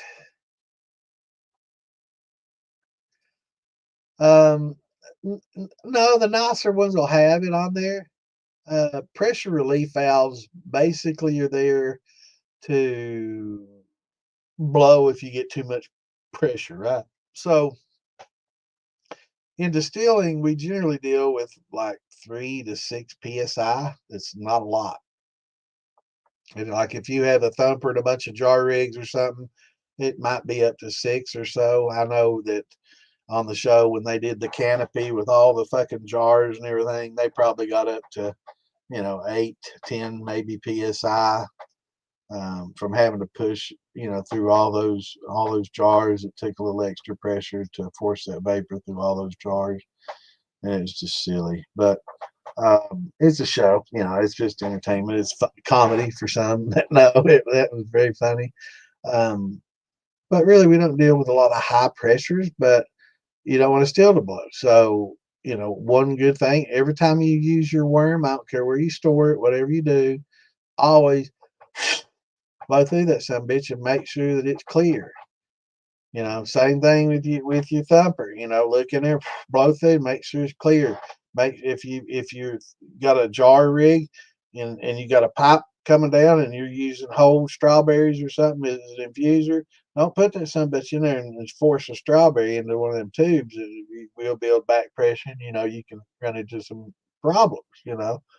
So care, taking time and blowing through, checking everything.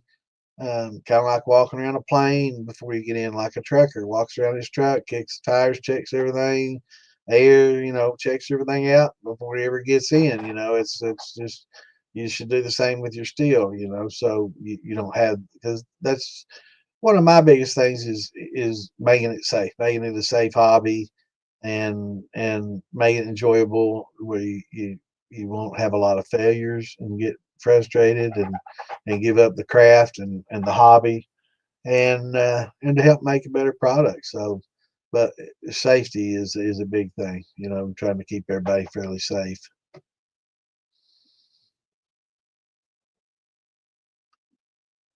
That's awesome, brother.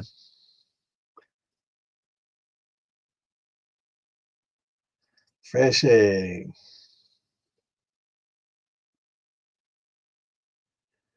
Yeah, I know. Autocorrect's terrible. Autocorrect. uh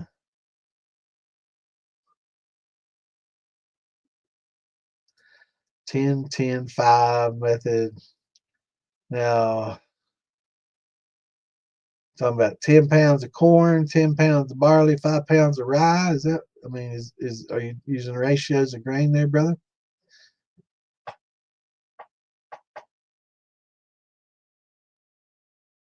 Or is this 10 pounds of corn and 10 pounds of sugar and 5 gallons of water?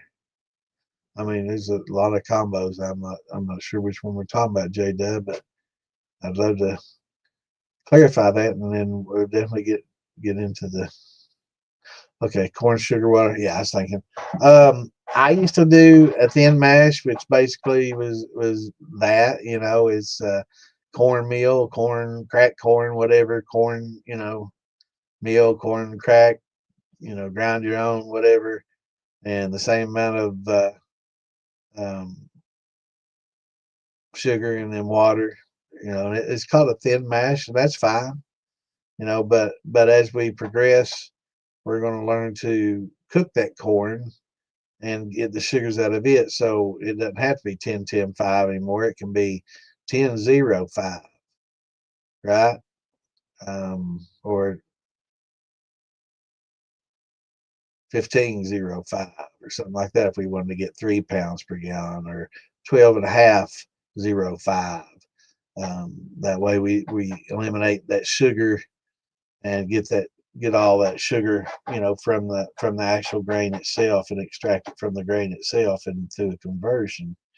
And that's really when it gets better. But yeah, J-Dub, it's perfectly fine to do that. I did it for 30 years, and it's fine. I think a lot of people do 1-1-1, 1 pound of meal, 1 pound of sugar to a gallon of water or something like that. Let me find my good thin mash recipe. I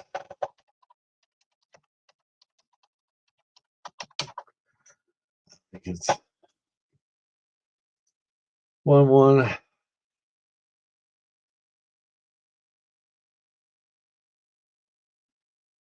I can't remember what it is. I think it was 1-1-1 though.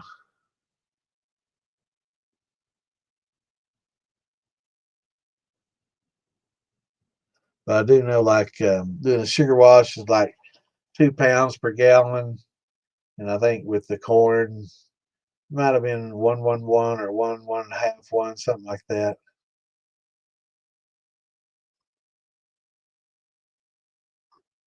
It's been probably 10-15 years since I've done a thin mash.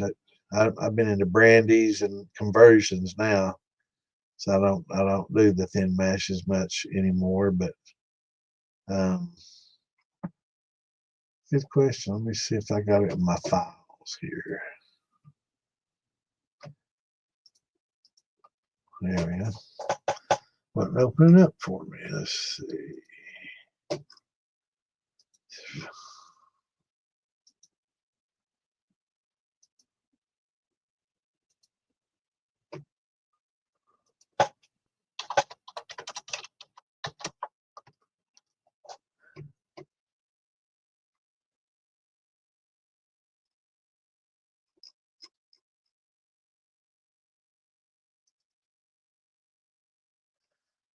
Yeah,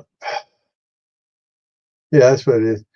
15 pounds of cornmeal, 20 pounds of sugar, 15 gallons of water. So it's like 1.25, 1.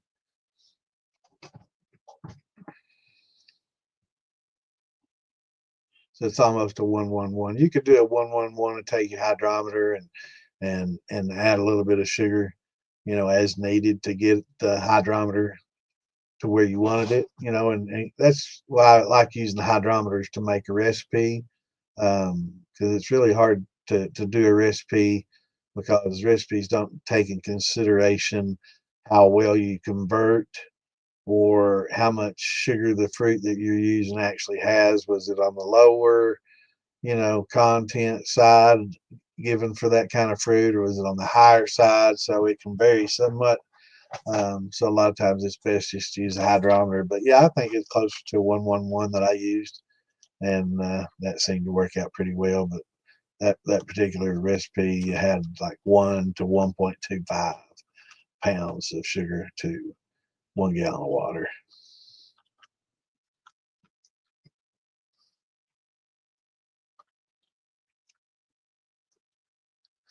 Well, if we all learn it together, you got a lot of experience too on the commercial side. So, when it comes to asking questions about TTB and what they do, and you're our go-to guy, because I know absolutely nothing about the legal end. Well, very little about the legal end, and there's a lot that you help. It's all of distilling technically is fairly basic. There's some advanced things that we can do when it talks to, comes to congeners and esters, and esterification. It can get scientific and difficult as you want. Um, and there's some complex techniques that you can use, but For the most part, it's all basically, simple process. It doesn't have to be hard. Trust me, it's not hard. I've seen some pretty dumb, dumb people do it, man, and turn out with some pretty good stuff. So, it doesn't take a rocket scientist to make good shine. It just takes repetition, experience, and willingness to learn and better yourself each run until you get it just right and document it mentally or whatever, and be able to replicate that.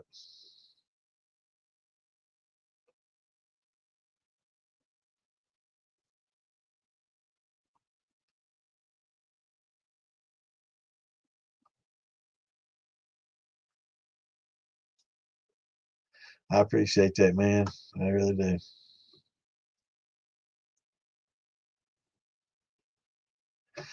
Howdy to Virginia. A lot of shining going on in Virginia. I got some family. The Coles distillery over there. There's some distant relatives of mine. We share a common ancestor, Willie Clay Call. He was a good friend of Junior Johnson's. They both built motors together, and Junior tried to get him to get in a NASCAR, and Willie's like, hell no. He ran. They called him the Uncatchable. So, little trivia. Yeah, him and Junior are best buddies. Looking back.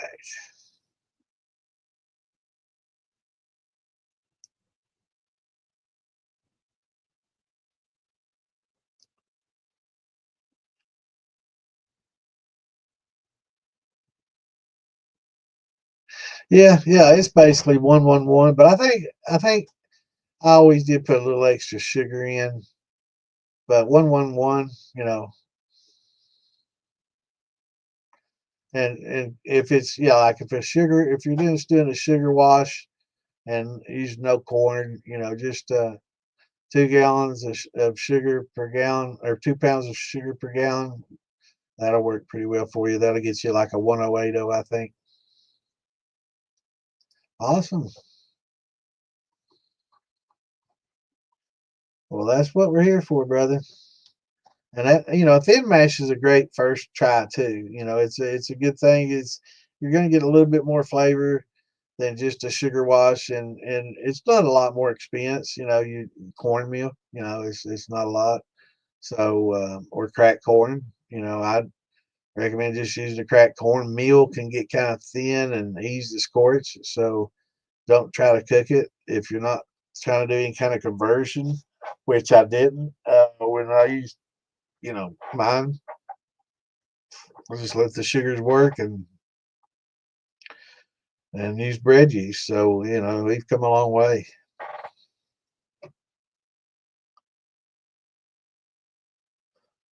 Absolutely.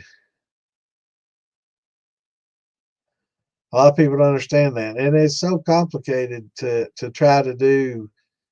Five-gallon mashes. Every time you want to run a 5-gallon mash, you want to accumulate some liquor. And you're running 5 gallons every day. It's hard as hell to try to keep up and have separate fermenters, going off, and it'll keep. So just do one big 50-gallon, like you're talking, get the big 50, 45, 50-gallon drum and do a bunch and have it sitting there and waiting and just siphon off, every how many gallons your steel is and until you're done, and then you can sour mash it and keep it going, man. And it's as long as you like a good sour mash, you can keep that thing going and just add sugar and a little bit of fresh grain to keep your flavor profile up. And hell yeah. What's going on, Monty? Good to see you here, brother. Absolutely, bro. We're all here learning together.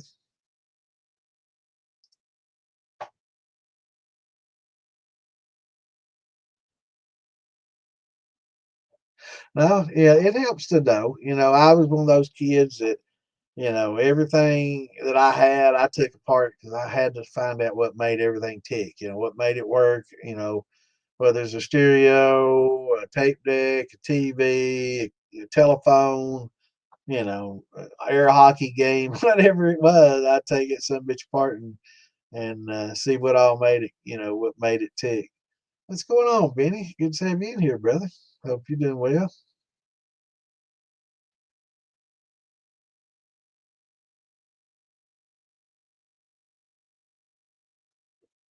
I guess I'll be seeing you at Summer Jam here in about a month, brother. I hope you gonna make the Summer Jam. And are you getting into the watermelon contest for Farm to Bottle, Benny? If you've not heard, we're doing watermelon this year, and it's got to be watermelon brandy, no grain, no nothing else other than just watermelon. You can use whatever watermelon flavorings and concentrates or whatever that you want to use. Or hell, you can make a sugar shine. I don't care. Just throw a little bit of watermelon in it and call it a brandy. But no grain or anything like that. Just watermelon brandy. And then you can infuse, um, or just use a thumper or infuse in jar rigs. Um, I think 80 to 100 proof. That's basically the rules, man. So we're trying to keep it as simple, as we can. Just a good old watermelon brandy, watermelon wash, with any kind of infusion that you want to use in your jar rigs or thumpers or whatever you got going on. 80 to 100 proof. So that'll be for farm to bottle. It's getting closer, but yeah, you going to be at the Summer Jam?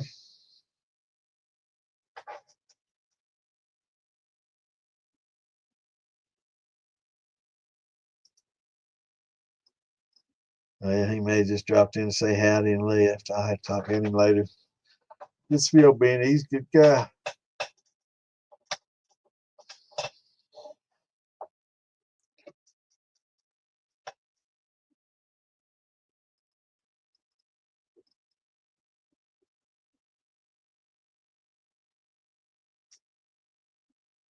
And he makes some pretty good liquor, I reckon.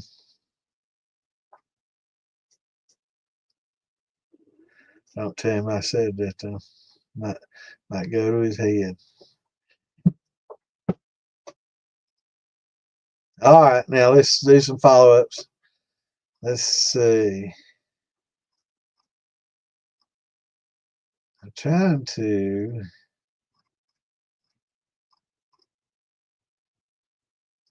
I want to find out more about these tamarines.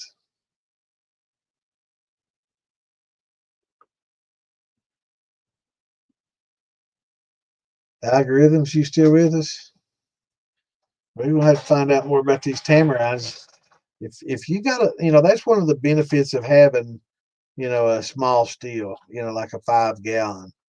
You can do experimental batches, and it doesn't cost a lot of money. When you want to experiment with different fruits that might be expensive, like dragon fruit. Everybody's like, "Oh, you ever done any dragon fruit?" Hell no, $5 a pound. I don't think I will be either.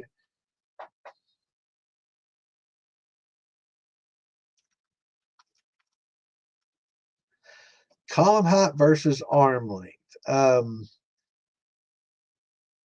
I would say there probably is. I could probably source it, but basically, a column is going to give you a lot of reflux. And depending on the angle of your arm, like if it goes straight out, you're not going to get a lot of reflux. Maybe something that drips on it if the bottom is got the curve, or if the curve is flat and the curve's on the top. If you follow me, you got like a. Let's see. I can fold this up and kind of do a little quasi.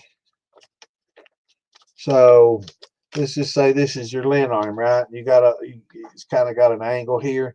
So if this top part is angled and the bottom is flat and it's going out, or I guess it would be going this way. But if this is flat and this is angled um, towards the worm, then you're not going to get much reflex. reflux. If the top is flat and this is kind of angled back towards the pot and this goes to the worm, then you're going to get whatever gets trapped into here is going to, stick to the sides and bead and roll back into the thumper. So even that, just that little bit on what most consider a straight arm, it depends on where the flat is. So if the flat's on the bottom, you're not going to get a lot of reflux. You'll have your angle on the top. But like on a Kentucky steel, it's going to angle down and you're going to get no reflux from that arm at all. And I'm not sure what is considered just a more reflux. If it's angled up like that, you're going to get considerably more. But a lot of people say if it comes straight out, it's a neutral reflux, and it's only neutral if that bottom ray is flat and this has a downward trajectory. If it's like this and the top is flat and the bottom's angled back towards the pot, then you're going to get some reflux out of it. So, and it's still considered a straight arm. So, but a column will anything that sticks to the walls inside of a column refluxes back down. The outside of the vapor pushes up the middle. All your liquids kind of go to the outside along the edge of the column where it's a little cooler, and those hot vapors, and you're getting that kind of a reflux. But when you add bubble plates or when you start adding copper mesh, things like that, or pack it with rashig rings or strawberries or whatever, be careful packing it with fruit like that. I've heard a lot of people packing fruit. Don't pack. Just let it sit loosely, and they got some screenings that you can use to help keep them from falling all the way through. But don't pack them tight where the vapor can't just bounce them around and still get through with a little bit of pressure, because you don't want a lot of back pressure. The problem with back pressure isn't just the risk of exploding. Okay, when you increase the pressure, you increase the temperature, right? Like a pressure cooker, it can make things get hotter than if you boil water on a stove. It's only going to get to a certain temperature and it's just going to keep boiling, right? And it's not going to get any hotter, and it's not going to get hot enough to kill all the bacteria that we need for canning, right? So that's why we put that lid on there and increase the pressure. That way we can raise the temperature up higher than you could normally on a stove just by boiling, right? So it increases the pressure, which proportionally increases the temperature, and that's maybe Boyle's law or something. But as the pressure increases, the temperature increases, and when that happens, um, you don't get as much fractional distillation, and everything tends to come off at once. So if you have a pot that builds up a lot of pressure, it's going to be a lot harder to make your cuts, and they're not going to come off the same as they normally would. Um, and they tend to smear and come off the same all the way through the run. So that's why we kind of increase our tips till we get that drip, and then once it trickles or goes fast, we kind of slow it down till we get a pretty decent rate. Unless we're trying to force water through, and then we'll run it a little hotter and faster. But that's just all an experience and running. But yeah, with the pressure increases, then you start getting issues that it's harder to control the temperature inside the steel, your liquid temps.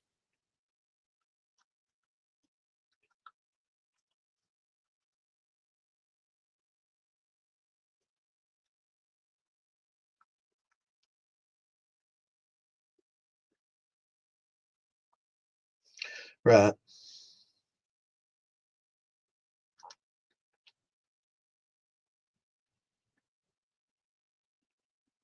Yeah.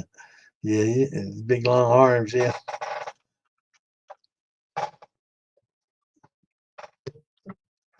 Yeah. It'd be a worm and arm and all, wouldn't it? Just put a deflagmator on it, call it a condenser, or inside of it, condensing arm.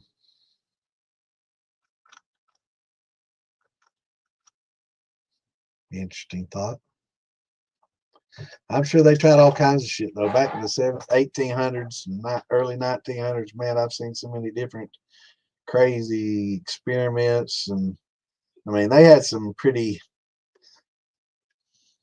astute individuals that were hobbying in it at the time, and you would be surprised at all the different ideas that they came up with and experimented with and stuff.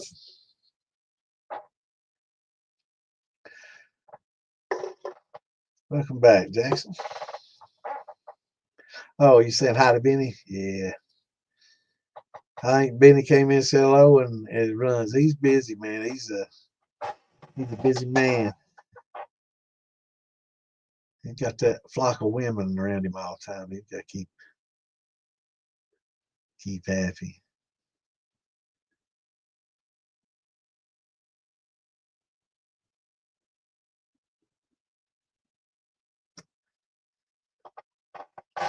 So, everybody got any more questions for me? I think this Saturday we're going to do the grain thing. So we're going to talk about grains. We're going to do what we did last Saturday with Brandy. We're going to do a start to finish. We're going to try to do questions and answer a lot of questions as well. But I'm going to try to again make little notes so I don't get too far off because I tend to go off on tangents. When I start getting to thinking and talking, it's hard to tell where I'll end up. And then I have to remember where I was. So I'm going to make mental notes of each step and try to talk about each step. We're going to talk about sourcing grains. Actually, I may see if I can bring Roy Crothers or Sean Peterman in here. Both of them very knowledgeable in grains. I'm sure Clint's pretty knowledgeable in grains too. Maybe try to bring somebody in that's that because I've had some questions, some complex questions actually about the grains, and the other day someone was asking about the propionic acid that they put on a lot of corn, to preserve the corn to make it pretty and shiny and yellow and fresh looking for long periods of time. And they were wondering if there's certain ways that you can get that off easier than others, its impact on flavor, things of that nature. And it's really something that I knew about but hadn't considered much. So I really wasn't able to answer that question. But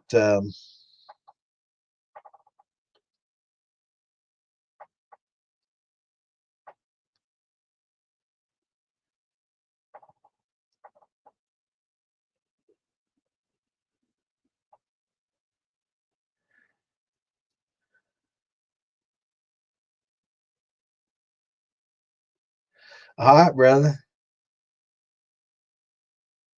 Now slow down on that ride, my friend. That 160, man. Whoo. I've been drinking so much high proof that I've been getting thrush in my mouth. I'm killing all the bacteria off of my mouth. It's like, and I'm getting thrush from it. So if you drink high proof, you gotta kiss your woman a little more often, I guess, just to keep them bacteria built up. To go kiss your old lady, you're gonna get thrush mouth.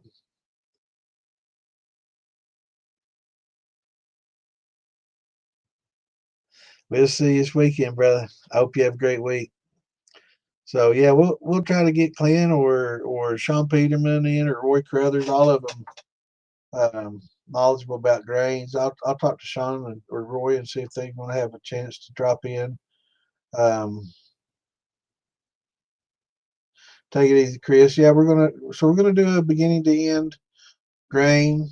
Um, we'll talk about the diastatics of different grains and malting and it should be a pretty good episode. These last two episodes, last week's a little bit tonight's, but last week was very informative for those that want to save an episode. If you want to kind of have something that you can go back and refer to and get some, it was general. So I mean, we didn't talk about this is how to do a plum wine and make a brandy out of it. No, so it's just general how to do certain things and getting getting a decent wine and brandy in general and the steps and everything that you need to do. So it's pretty good one to save. It should answer a lot of questions.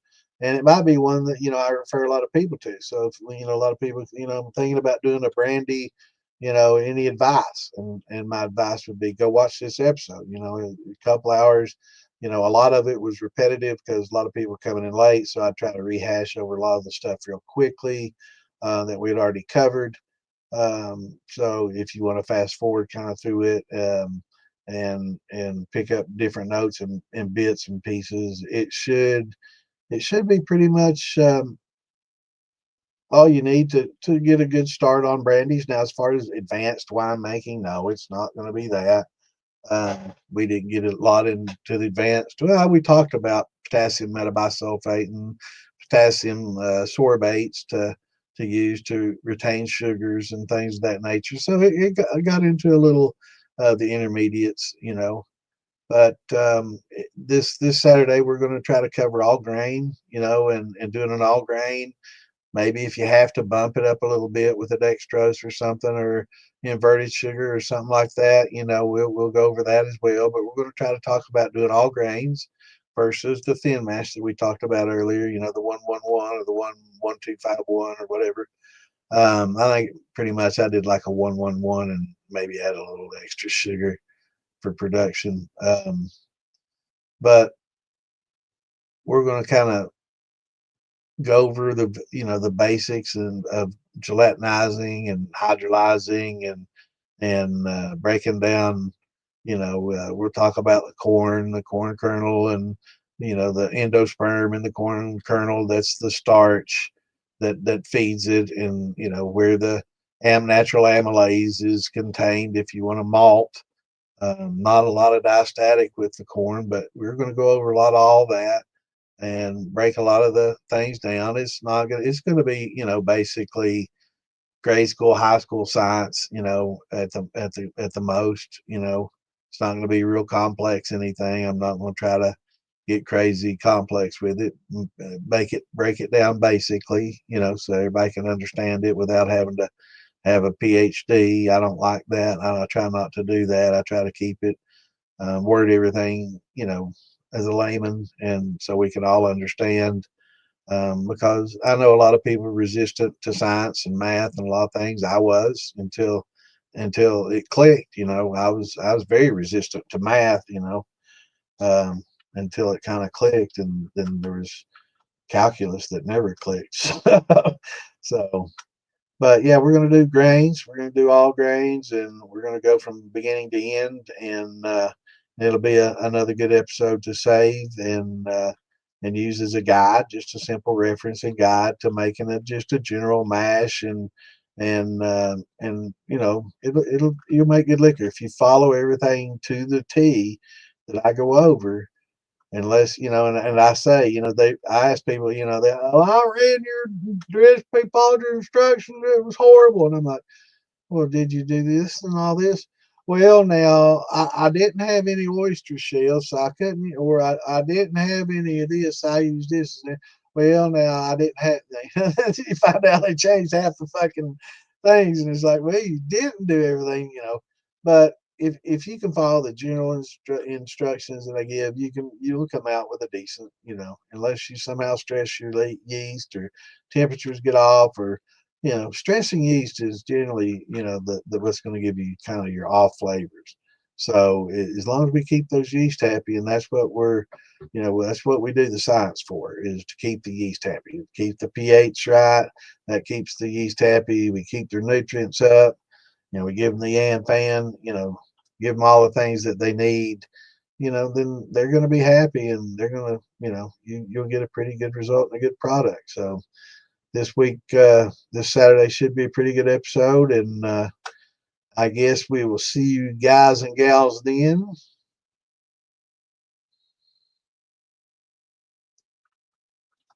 Yeah, it meant gallons. Yeah, 5 pounds of corn to 5 pounds of sugar to 5 gallons of water. He didn't mean pounds. 5 pounds of water. What would that be? Half a gallon? A little less than half, maybe a third of a gallon or something. What is it? 7 or 8 pounds. What is it? 7, 8 pounds per gallon. How much is it?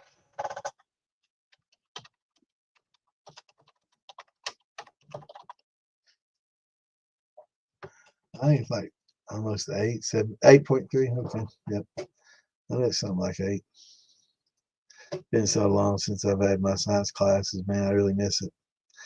So we'll see everybody this weekend, Saturday, uh, Friday. Don't forget to turn the shit show, and of course on Thursday, jump in and say howdy to Lisa and the ladies, and see what they got going on. They're always talking about something interesting over there, and seem to be getting pretty popular. So drop in and wish them a howdy, and talk to Miss Charlene and Mama B and all the gals, and should be. It's always good. I try to drop in there once in a while. It's hard, I do this show on Wednesday, I do Saturday, I do Friday shit show, and it's hard for me to dedicate because I got a lovely woman back there that deserves quite a bit of my time. So I try to give her a little bit of time as I can. So what's up, Bam Bam? Hell yeah, man! You bet. You better. Yeah, yeah. Is that better? Yeah, yeah, we're big.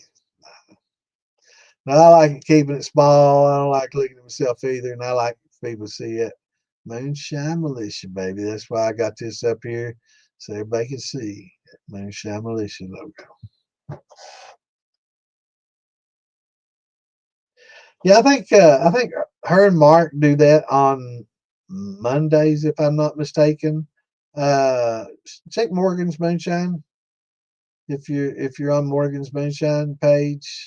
Mark Morgan, great guy, good friend. So check out his page. I think that he'll post links there. He should post links to the militia page, but they do stream it to, no, maybe they don't do that one, to the Distilling 101 page. Most of the stuff we include on the Distilling 101 page, but yeah, check Morgan's.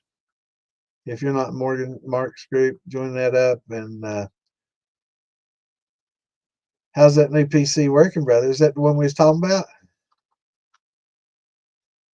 Well, I don't want to trouble everybody on that. Message me, Bam Bam. We'll talk about that. Everybody else have a great week, and yeah, it's Monday. Check Morgan's Moonshine page. I think Mark's got it on there. So until this weekend, everybody have a great week. Well, what's the rest of it? And shine on. We'll see you Friday night for the shit show, or Saturday, and bring you grain bills because we're going to start talking about some grains and conversions. Till then, y'all have a great week.